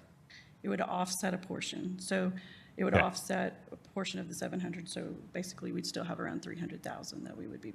Okay. So then I guess that is enough to be doing the capital projects that we need to be doing for stormwater. That's not just basic maintenance on stormwater. Is that fair to say? Does anybody know? Sorry, John, pull you back up.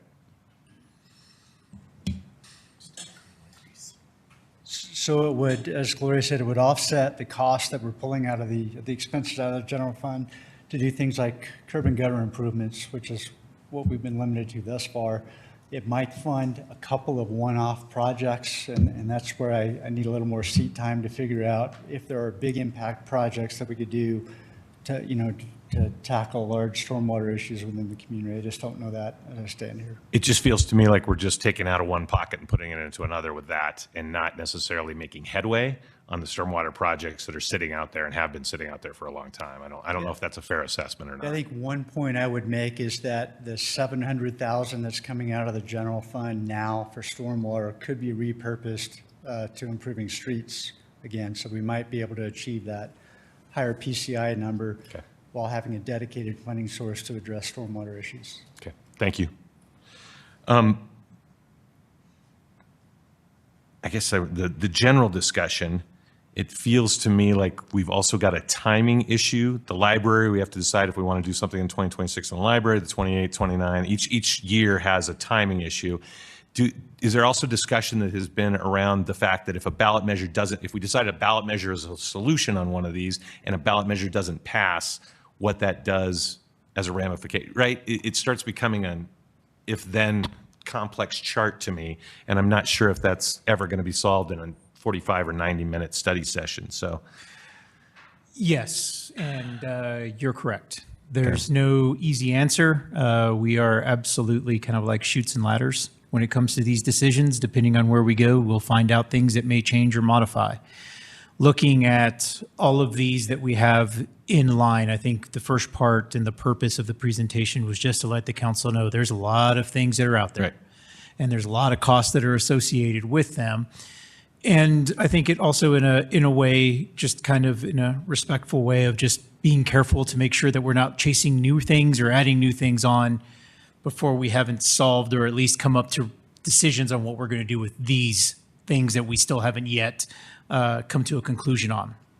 Looking at it, the path that I think I would recommend and look at moving forward with kind of is you look at them, all of them are important. There's not one that I would say like, oh, they're not important. They're all important. They're all priorities within the community, and they all lie within the five of you to make the decisions of what's number one. As staff, we make recommendations. That's what we do based on our professional expertise, and then you can let us know if you agree, if you want to change, if you want to modify, or go with the directions, and we'll follow the will of the council. What I see here as how do we begin taking this bit by bit, right? What's the first thing that we can do? Because one domino does kind of begin to at least set up the board of, okay, what's next? The first thing that I see here is really our fire department. We have a fire contract that ends at the end of 2028, correct? And so at that point, we are at a decision whether we renegotiate a contract with Durango Fire Protection District, which looking at what we have seen through our study, it's going to be more than what we're paying now, probably a lot more than what we're paying now. So really, I would look at bringing another study session and talking to the council in regards to what does it look like to join the district? What does that cost? How does that plan look at? What are the timelines does that incur? Because when you look at that, it would, I'm gonna try to use my words because I don't like using the word free up, but there is property mills that the city has collected that passes on to the fire district that would now be able to be used for other operations. So it's kind of a twofold conversation, right? A, are we going to join into the fire district? What does that entail and everything else? And then B, if we do, what do we want to use that funding for? Because that funding could solve 1, 2, 3, maybe some of these areas that are still solution-oriented that are there. And then it depends on at what level do we want to solve those. So I think that that's a good first step for us to kind of look at and begin going, because it does provide a funding source without looking at a new sales tax, looking at anything at lodger's tax at this point. It's a decision that needs to be made because we do need fire services and we need to figure out how we're going to provide those after 2028. And just to follow up on the process, I guess there's an element of all of council just talking and coming to some conclusion on how we want to progress. on the thing. I totally understand where you're coming from on that. I think that decision would preclude this library district going in for anything in 2026, and at least, at minimum, knocking them back to 2028. I have that correct? Yes, I think the library district, and I've had this conversation with Luke, it's just the timing is too difficult to quite fit in. And that was really one of the things that made it difficult. They wanted to go forward with the survey. And my part of looking at it was, you've put a survey out about a library district without the voters knowing specifically that there might be a fire district. That could slant the survey in regards to what they would approve. So that was the part of the library district that would naturally have to be pushed to 2028, just because the time frame for 2026 would be so tight. If I too, real quick, so we were like all in as a council on a library district and like trying to go forward, and we're excited about it. We wanted expanded hours, all the good things. And then that property tax increase hit all of our residents. And me as one counselor we're like, no, we're not doing this. You're staying as you are. Like, I won't do this to my residents. And so timing for the library, I don't think, there's not a shortfall in funding right now. There might be a shortfall in hours or like whatever, but like. And that's exactly what I was going to say, is we don't have, as you saw those, we didn't put a chart with a projected shortfall because we really don't have one.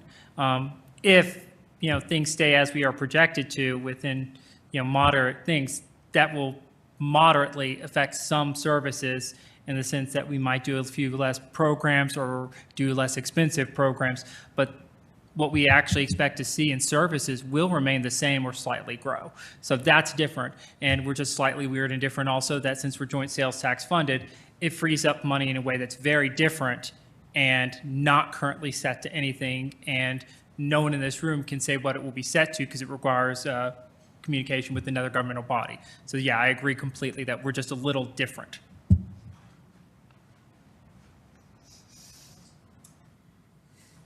I thank you for the presentation.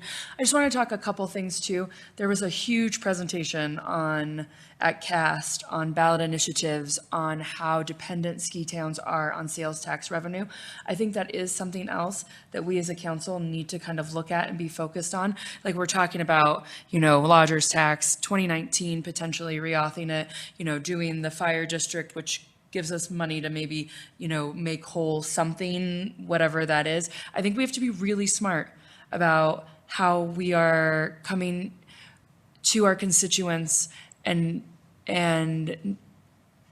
they've been already taxed with the county this last time. They've been taxed with the fire district this last time. We have the school district, and then we're looking at $86.15 a month.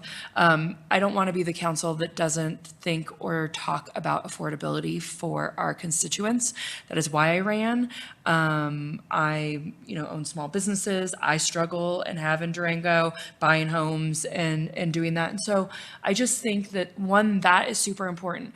And if we're not looking at other opportunities to generate sales tax revenue by places like the mall that aren't producing, I think we're doing a disservice to our community as well. So I think we need to find revenue and be creative with revenue and think about affordability and be like proactive and open to doing things creatively to try to generate revenue so we can have a shuttle out to the airport and up to PERG as well. And we're not just talking about keeping our transit where it is and not cutting it, but like enhancing it because that's what we want. That's what we've been talking about. And we can't do that adding $86 a month to people. Another big part of their presentation was the demographics of Colorado towns, especially ski towns, and how the population of 65 plus is so increasingly large and they are on fixed incomes. And so coming to them with this increase it's non-negotiable. And so it's not even that they don't want a library district, seniors with expanded hours. It's, I will not vote on it because I cannot, like, I don't have the money. And so as we talk about this, like all of these things need to be like so important and so, like at the forefront of our minds. Some of the things they talked about ski towns thinking about, sorry, you're standing there and I'm not even asking you a question, I apologize. diminishing state resources for local needs, diminishing Prop 123 dollars for housing assistance, some keeping an eye on proposed statewide ballot measures, making sure we're like looking at those, new regional districts to supplement social and housing demands. There are new childcare and housing initiatives and regional initiatives that are coming up. Can they take some of that burden off of us? New attention on real estate transfer taxes, and then short-term rental and second home taxes potentially coming up. So there's some like ideas and things to, and like the burnout on taxes and how many are getting said no to now, where we just had a huge election of yes, so I'm afraid of the next election. Could be no. Anyway, just being creative. And I think if we're creative and we're cognizant of it and we say, hey, we're saving money here, and instead of 2019 going all to streets, maybe it goes part to streets, part to something else, maybe a slight increase in lodger's tax that's not dependent necessarily on us, that goes straight to transit. Like, those aren't my solutions. I'm just saying that being creative and not just like, hey, we need $3 million, so that's what sales tax increase is that? If we need, $5 million for housing and transit, is that a half cent? Yeah, is that right? I'm right. Sometimes my math good. So yeah, we need another half cent sales tax right now. And I'm not saying we're gonna do that or we should do that, but that's what that equals. And so anyways, I just wanted to. I just want to follow up on that piece, and I'm sorry, we are starting to have a council conversation, so sorry to leave you hanging there, Gloria. There's an element here where there is a rough decision to be made at some point, and that's not now, but if in this conversation we decide that the fire district, we're giving indication that the fire district is the priority, library is going to be put off, what do we do about the infrastructure, because these rates are not going to be inclusive of replacing the large majority of infrastructure that we need to replace. We'll have to go out and add to the burden for those things. So at some point, this conversation has to be who's taking the hit, because I agree with you. I don't think we can keep increasing taxes to cover all of the need here. And I don't know how we get there, I guess. A lot of my questioning right now is what's the next step in process? We've had a conversation that I think's been good. We've got a couple of things that I think we got some agreement on, but what are we going to do about infrastructure? What does that cost look like? You're going to tell me that the sewer and water study needs to happen until 2027. I'm not sure we wait until that's done to at least have the conversation. We know that there's millions of dollars of need out there. We just don't know the exact pricing until that comes around. Actually, I wasn't going to say that, but Okay. I was just going to say that the water and sewer continues through your budget process. So that is a conversation that doesn't continuously stop, right? We're going to be going into the 2027 budget. Those discussions will be ongoing with the city council as to here's what we're going to need for the next year and the next 5 years. So those decisions continue to go. And I think that with these decisions in which the council has right now in front of you, they're difficult decisions, and they're not something that it's easy to walk away in 2 to 3 months. Not that I'm suggesting that you're saying that, but to come out away in 2 or 3 months, say we've got it fixed. There's a lot of, if I move this, what does that do here, right? And so just even looking at the fire district, correct? Coming back, there's different options that we're going to have to put together, right? It's if it passes, here's what it looks like. Right. If it doesn't pass, here's what that looks like, because that could necessarily mean substantial cuts within the city. And here's where that goes through. So there's another path, right, that we don't even know of what that is, but we need to start looking at what that looks like now and become prepared for it. And so that's one of the challenges within government, is that we see the path now, and that path in a year could be completely different based on a decision that was made. Well, I think actually timing-wise, the beauty of it is, I think, the fire district, yes, we have to make a decision, I think, on that one probably sooner than later. To me, it makes the most sense to go forward with it and kind of hold off on everything else. But by the time 2028 rolls around, we will have the water and sewer study back before then. And, I'm not saying that this is what we do, but like, okay, if it passes, then this amount of money that's freed up in the general fund goes only to capital improvement projects for water and sewer, or whatever, right? Like, and so there is some beauty to the timing of it all. But the cliff for transportation happens at the same time as the cliff for housing at the same time as the water study tells us that we need X millions of dollars, right? I feel like, So Mike and Sarah are going to hate me for saying this, but there was a cliff for transportation. Well, we didn't even have housing before, like there, and so that's also an additional cost that we're having Right, to like add in. But there was a cliff for transportation too, and then we sold the train parking lot. And now there's not a cliff until later. I'm not saying that there's another train parking lot. I'm saying that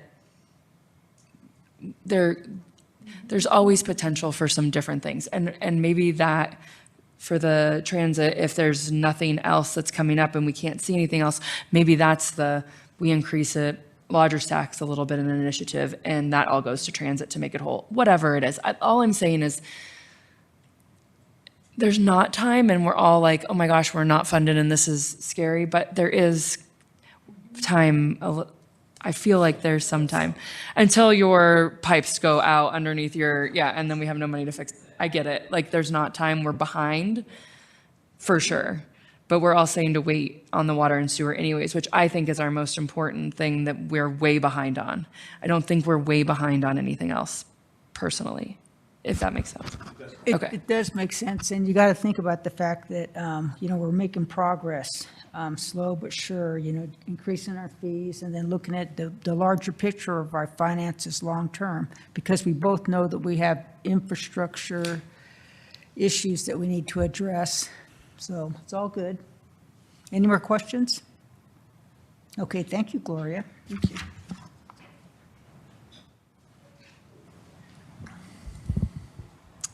Katie. Next up, we have an annual update from our Durango Emergency Communications Center, Katie Fox. Thanks for teeing me up, Sam. Good afternoon, Council, Mayor. Thanks for joining me for DEC's annual update on the 911 Center. And I'm looking forward to providing you a snapshot on how our center is supporting the city's strategic priorities. On this slide, you'll see DEC supports safety and quality of life goal and objectives. You'll also see DEC's mission and vision. These were developed in-house by our staff. And I think you can see innovation, collaboration, and service to the community and our client agencies are what drive our culture up at DEC. Before moving into metrics, I'd like to start by highlighting impact. And I'd like to do this by recognizing our 2025 lifesavers. In 2025, DEC handled 115 cardiac arrest calls that involved either active CPR or patients who were already beyond medical help once the call came in. 49 of those cases met the criteria for pre-arrival CPR, and 16 of those patients were successfully kept alive with dispatcher-assisted CPR instructions for transport by the medics to the hospital. I would invite you to join me in recognizing our 2025 lifesavers, their outstanding skills, compassion, and professionalism, and their representation of the high stakes behind-the-scenes work that our team does daily up at 911. Moving on now to overall demand. Telephone call volume has declined overall since 2021, while remaining flat from 2024 to 2025. Of these totals, legitimate 911 calls have only decreased by 7% and are actually up from 2024. Enhanced device technology contributed to the 45% decrease you see in abandoned 911 calls, along with the significant decrease in the no ring through rapid SOS 911 calls since 2023. At the same time, better public messaging is one factor that has reduced our admin call volume by approximately 11%. At the same time, DEC's handling of radio-based public safety incidents has increased nearly 20% since 2021 across all 9 of our client agencies. 2 categories are especially significant here: traffic stops and EMS and fire incidents. This is because traffic stops are inherently high risk and demand immediate prioritization on the dispatch floor, while medical and fire incidents require extensive pre-arrival instructions and sustained caller coaching. So these incidents demand especially focused attention, rapid high-stakes decision-making, and constant prioritization, often while multiple other high-priority events are unfolding simultaneously. This increase in radio volume has had a direct impact on daily workload and operational focus in our center. Layered onto these operational realities is a significant increase in our systems integration. So prior to 2020, DEC operated with 4 interfacing software systems. Times have changed, and by the end of 2026, we expect to support 17 interfacing software. When implemented intentionally, these tools reduce cognitive load, improve situational awareness, and streamline response across agencies. Their increased use also reflects a very important reality that I want to point out, and that's that 911 center workload is now increasingly defined by complexity rather than just raw call volume. That distinction is important as we look towards the future. Technology adoption at DEC is not automatic, nor is it just a matter of capability alone. Every system we bring on board in my center undergoes evaluation to ensure it addresses real operational needs, supports reliability, and aligns with how our center actually functions. I will be speaking more formally on DEC's technology strategy at a future council meeting, but I did want to preview it here so that you know our approach is disciplined, intentional, and driven by impact, not novelty. In 2025, DEC delivered many meaningful outcomes that align with the city's strategic plan. This includes advancing workforce development, system reliability, and continuous improvement. I want to point out that those outcomes reflect our entire department's ongoing commitment to the continual enhancement of our services, the provision of seamless operations, and the reinforcement of a culture of accountability and excellence in public safety communications. One of our keystone achievements in 2025 was completing a department-wide strategic planning process with 100% participation from our team.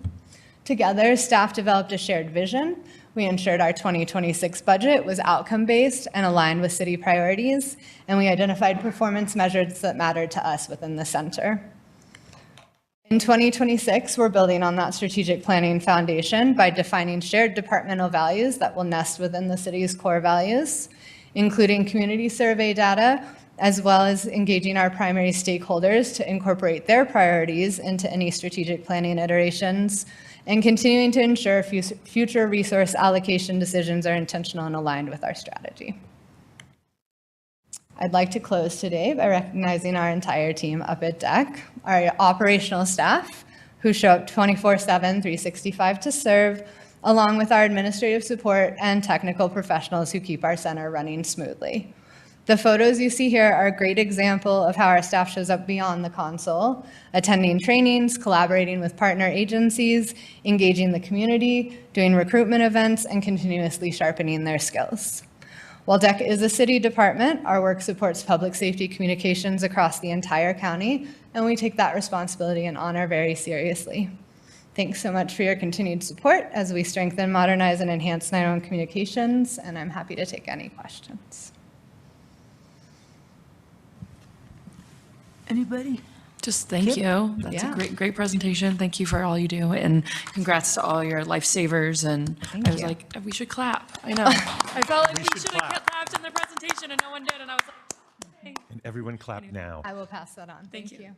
Katie, just one side question. You're going to do a technology update. Will that incorporate AI's impact on the job? I recently saw a bunch of scribing tools that were being used in the medical environment, but in conversation, AI's capturing that and enabling them to move faster. Will that be incorporated in some of the stuff you're talking about? So my aim is to share what our technology strategy looks like for 911, how we approach integrating technology. There are multiple AI-assisted tools available in our industry as well. I will touch on in that presentation a few of those that are out there, a few that we're implementing. No deep dive really, but just really kind of setting the foundation for that decision making. Great, thank you. Yeah. Thank you. Thank you. Next up, we have Kayla in our HR department.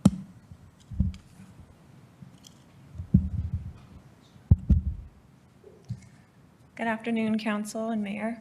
I'm Kayla Grimm, the Recruitment Marketing Specialist in our Human Resources Department, and I'm here with a recruitment marketing update for 2025, focusing on how we're supporting the city's strategic workforce development goals, and specifically looking at how we attract candidates, communicate our employer brand, and connect people to city jobs. My role directly supports Human Resources mission. We focus on improving the candidate journey, starting with the earliest touch points, how people first learn about city jobs, how they experience the hiring process, and how well our messaging reflects the city's values and culture. In 2025, we moved that work forward by improving recruitment speed, building proactive candidate pipelines, strengthening partnerships with our hiring managers, and strengthening our employer brand to better connect with the community. So in 2025, our career page remained the top performing page on the entire city website, contributing to over 12% of total traffic. And because the career page is a front door to the organization, we continue to revise our job postings with a focus on clarity, accessibility, and accurately reflecting both city culture and the roles we're advertising. What's important here, though, isn't just that volume of traffic, but also seeing where it's coming from. And those little bubbles on the right continue to show that we can see qualified candidates are finding us through the platforms and campaigns that we're investing our time and money in. Specifically looking at Indeed, LinkedIn, governmentjobs.com, and more. Last year, we reduced our average time to hire from nearly 50 days to 41.5 days, a 16% improvement over 2024.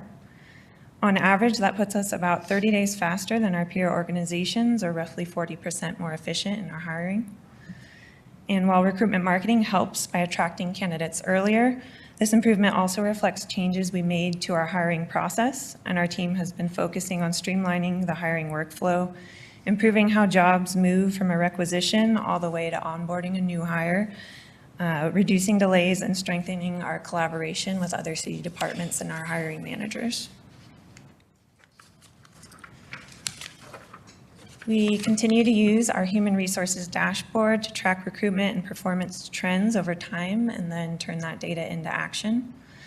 Looking at 2025, one of our biggest improvements was how we reduced the number of job postings active for more than 30 days by 49%. This was a direct result, again, of actively coordinating with individual departments and keeping recruitments on track. This dashboard also highlights our employee growth. Our internal promotion rate increased by 71%, reflecting the city's commitment to professional growth and developing our talent from within. We also saw an increase in workforce stability when we look at our annual turnover rate landing at 16.6%, which is steadily trending downward over the last few years, and is also below national benchmarks that ranged closer to 18% in 2025. So staying on the lower end of these ranges shows a more stable and experienced workforce. Lower turnover means managers are spending less time on recruitment and onboarding and can focus on service delivery.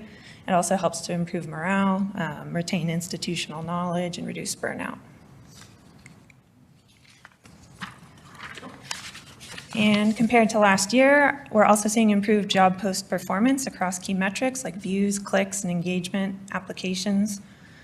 This reflects our focus on clearer and more accessible job postings, our job posting placement, and more intentional outreach, showing that those early touch points are capturing candidates' attention. And also in 2025, we expanded our use of a tool in NeoGov, which is Attract.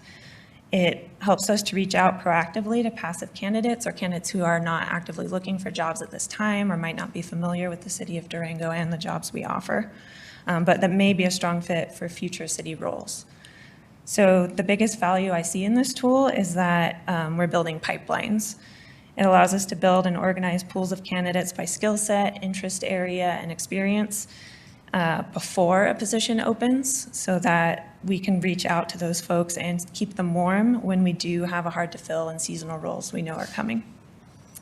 And our targeted outreach performed really well with a 70% open rate on email campaigns compared to an industry average of 40%.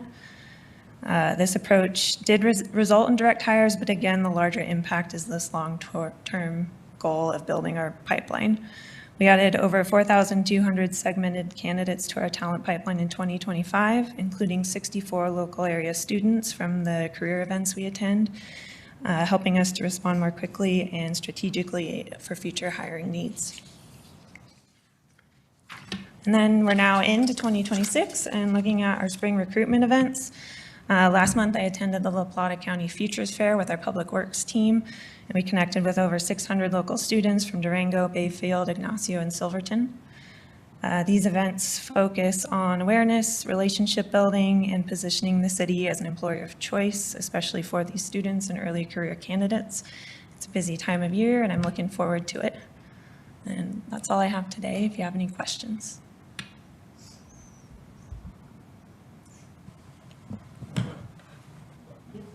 Thanks, Kayla. Really appreciate the presentation. A couple of questions. Can we go back to the dashboard, Yeah. please? Mm-hmm. Are these typical KPIs that you'll be showing over time? And this is kind of what you use to gauge progress. There's always a piece for me that is, it's great that you had a 49% drop in jobs over 30 days, but what is, you're not going to do another 49% and another 40, right? And at some point you're doing great, and yet you're not seeing this huge drop, So are there gold standards or benchmarks that we could include on some of these statistics, just so we know kind of where we stand? Does that make sense? Yeah, we could definitely work to build those out more. Again, we are benchmarking our turnover. We are already benching quite a few of these, our internal promotion rate. A few, I'm newer in my role, we're just benchmarking off of the data we have, so our own data back to 2022, but always looking for other benchmarks to compare. Right, there's got to other be some similar size organizations that are cities. saying, yeah, okay, it's Now, got to time be. to hire, we are benchmarking against organizations of our size who are also using NeoGov. Great.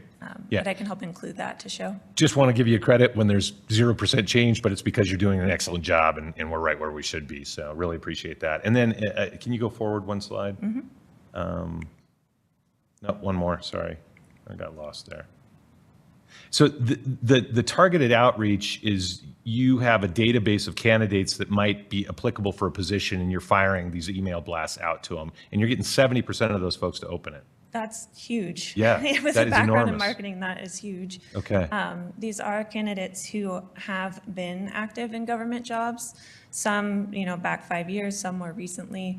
I'm able to source them and look at their qualifications, see how they align, look at hard-to-fill roles that we aren't currently hiring for, but I know engineering is really tricky. Project managers, so just starting to build those pools. Also taking this tool with us to those events so that we can capture, here are the folks we talked to at Fort Lewis Career Expo who are interested in XYZ. I'm pulling them over here. And my long-term goal is to be able to keep up more regular, like a content strategy, and not always blasting with, hey, we have an opening, but also here's what's going on at the city, here's what's going on in engineering. Continue to build that out. Well, that's a great effort. Thanks for including that slide. Appreciate that. Thank you. Any more questions? Thank you. Thank No, you. well, thank you very much. That was excellent. Thank you. Thank you.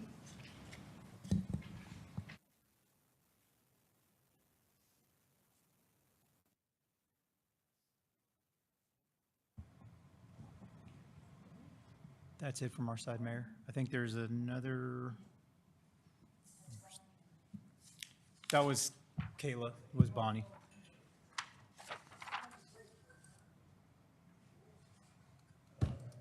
Council proposed new agenda items. We just went to the. Put his hand down.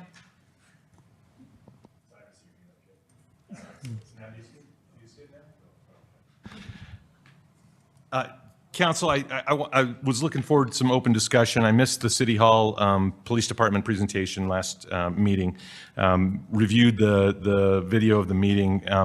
I did feel like the conversation around the PD project and City Hall was less than I was looking for as an update out of that meeting. So I guess I wanted to have some conversation among council on talking a little bit further about such significant changes to the project and how we feel about the solutions that were arrived at. I didn't feel like we had a lot of conversation enough conversation around the elimination of the underground parking, the lack of interest in renovating the building versus building new for the PD.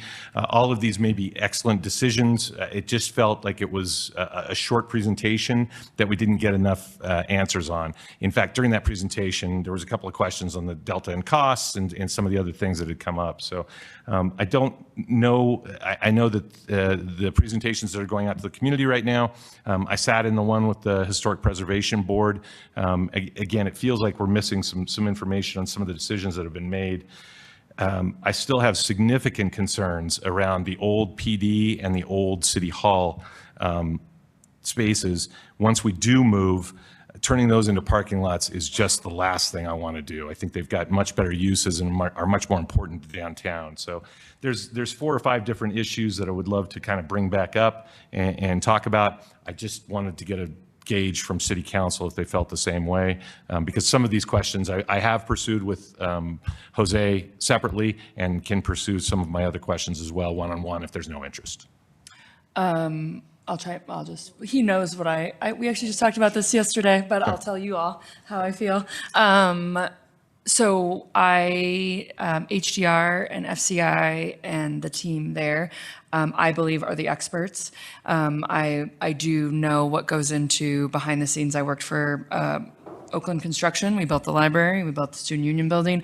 I know what goes into making those budget cuts and decisions. I know how expensive underground parking is. I think if there was an option for it, they would do it.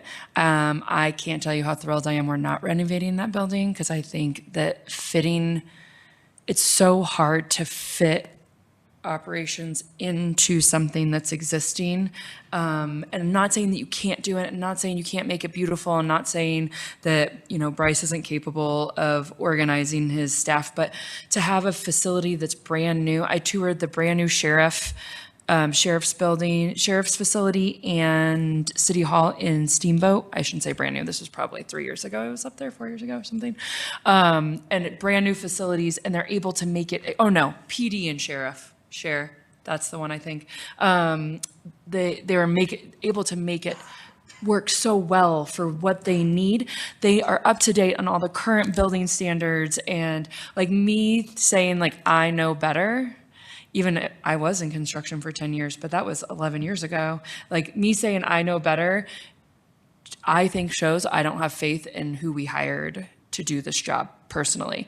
I think as city councilors, our job is to finally get this project done.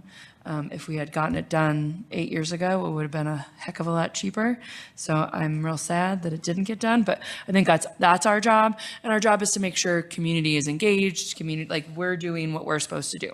So that's my personal opinion. I understand why they have chosen what they've done. And in my thought process, this lot and the PD lot, that was we could get parking here, but it's not for sure, correct?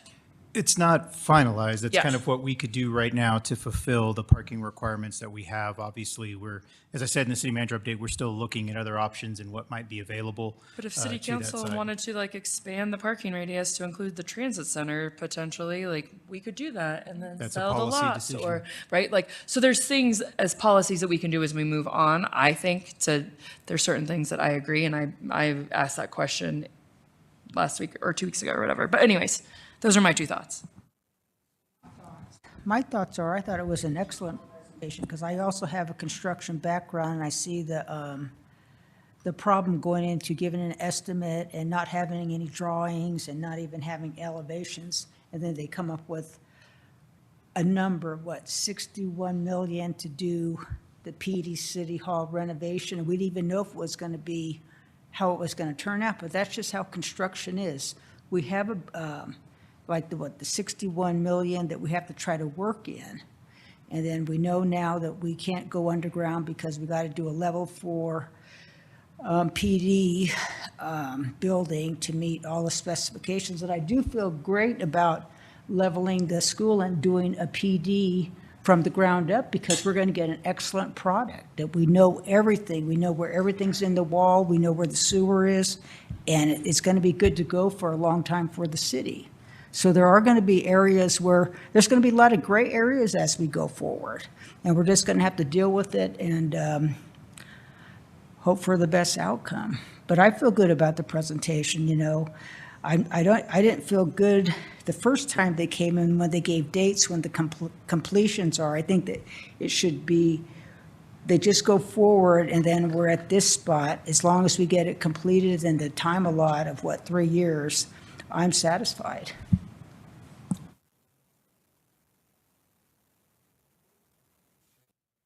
A few thoughts, and I mean, I know that we are proceeding with a project. I mean, one of the things that really struck me about as we were, sort of reviewing it, and I've, gotten to know the community a little better, I think the preservation and reinvestment of the historic school building was really important.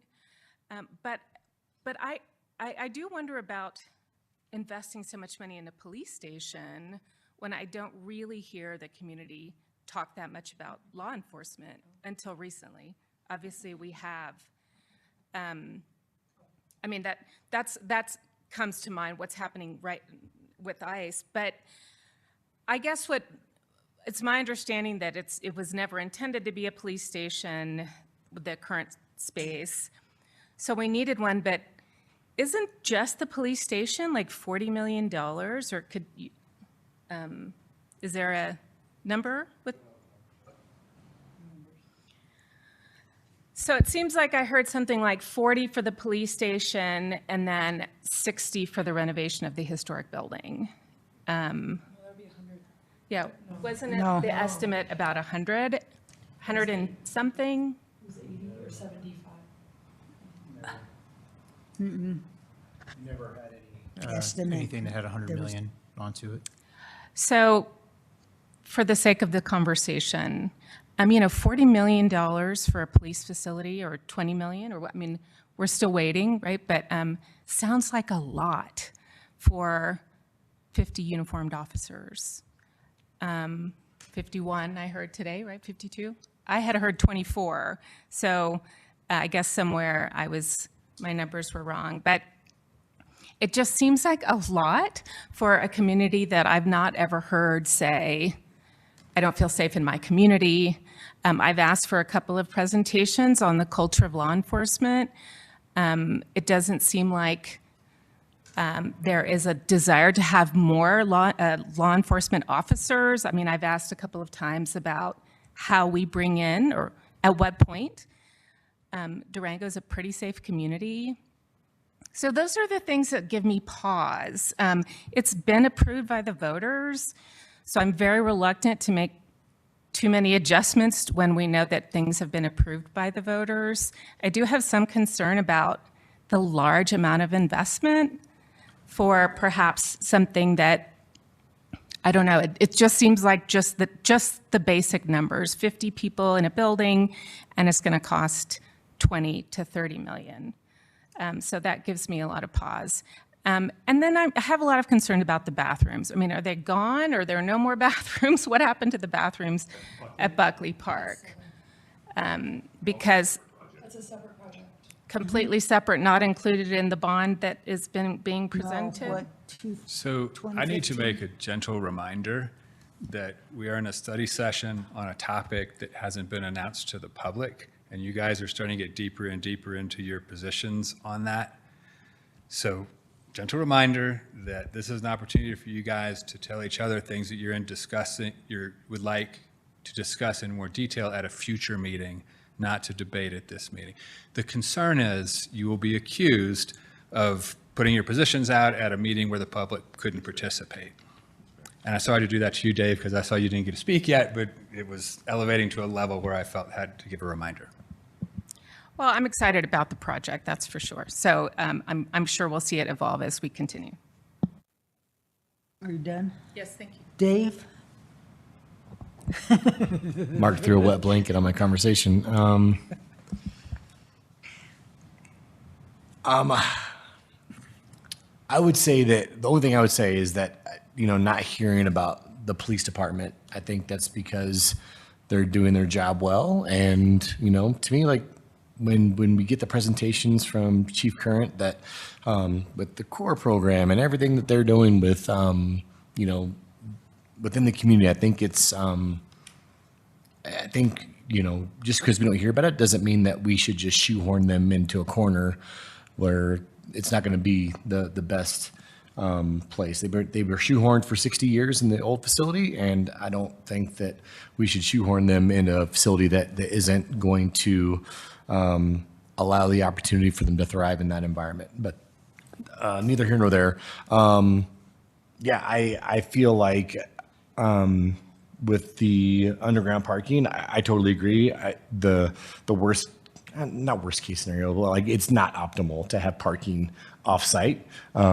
But I feel like we should hold true to our integrity, that we aren't going to cut any corners, or we're going to be holding ourselves to the code as we would anybody else. And so by virtue of that, that we are going to have to be able to figure out a way to make sure that we're not dispersing all of that parking and affecting neighborhoods and other businesses, and really to make sure we're doing right by the community by this move. And it's not ideal that we weren't going to be able to spend the extra $20 million for an underground garage, but at the same point, you know, we passed a bond for X, and we have to live within the means of X.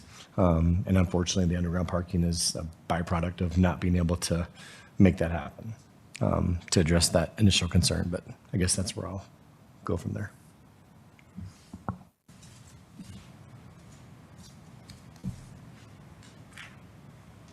I just want to add real quick. I just Googled current PD facilities for populations from 20 to 60,000 people. I use 60 because it's the county, but are between $25 and $55 million for facilities in 24-25.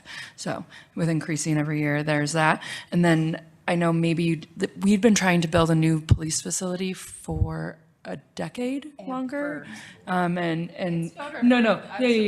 know, but I'm just saying that like it was a long time. And if you've ever toured their facility, it's like so in shambles. And it's super highly supported by our community, a new PD. Anyway, that's just add that in.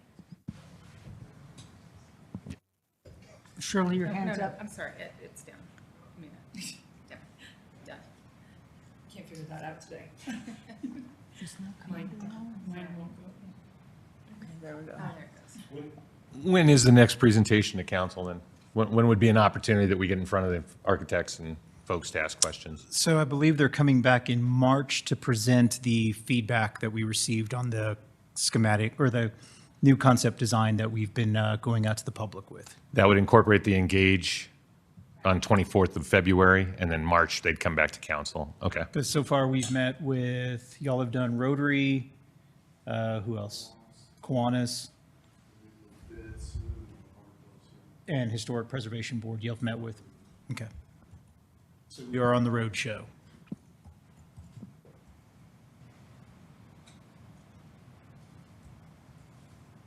Anybody? If there's no new topics, okay, so those are council requested, and we went through everything else. Are we ready to adjourn? Yes, ma'am. Okay, we're adjourned. Thank you. Time is it? 5.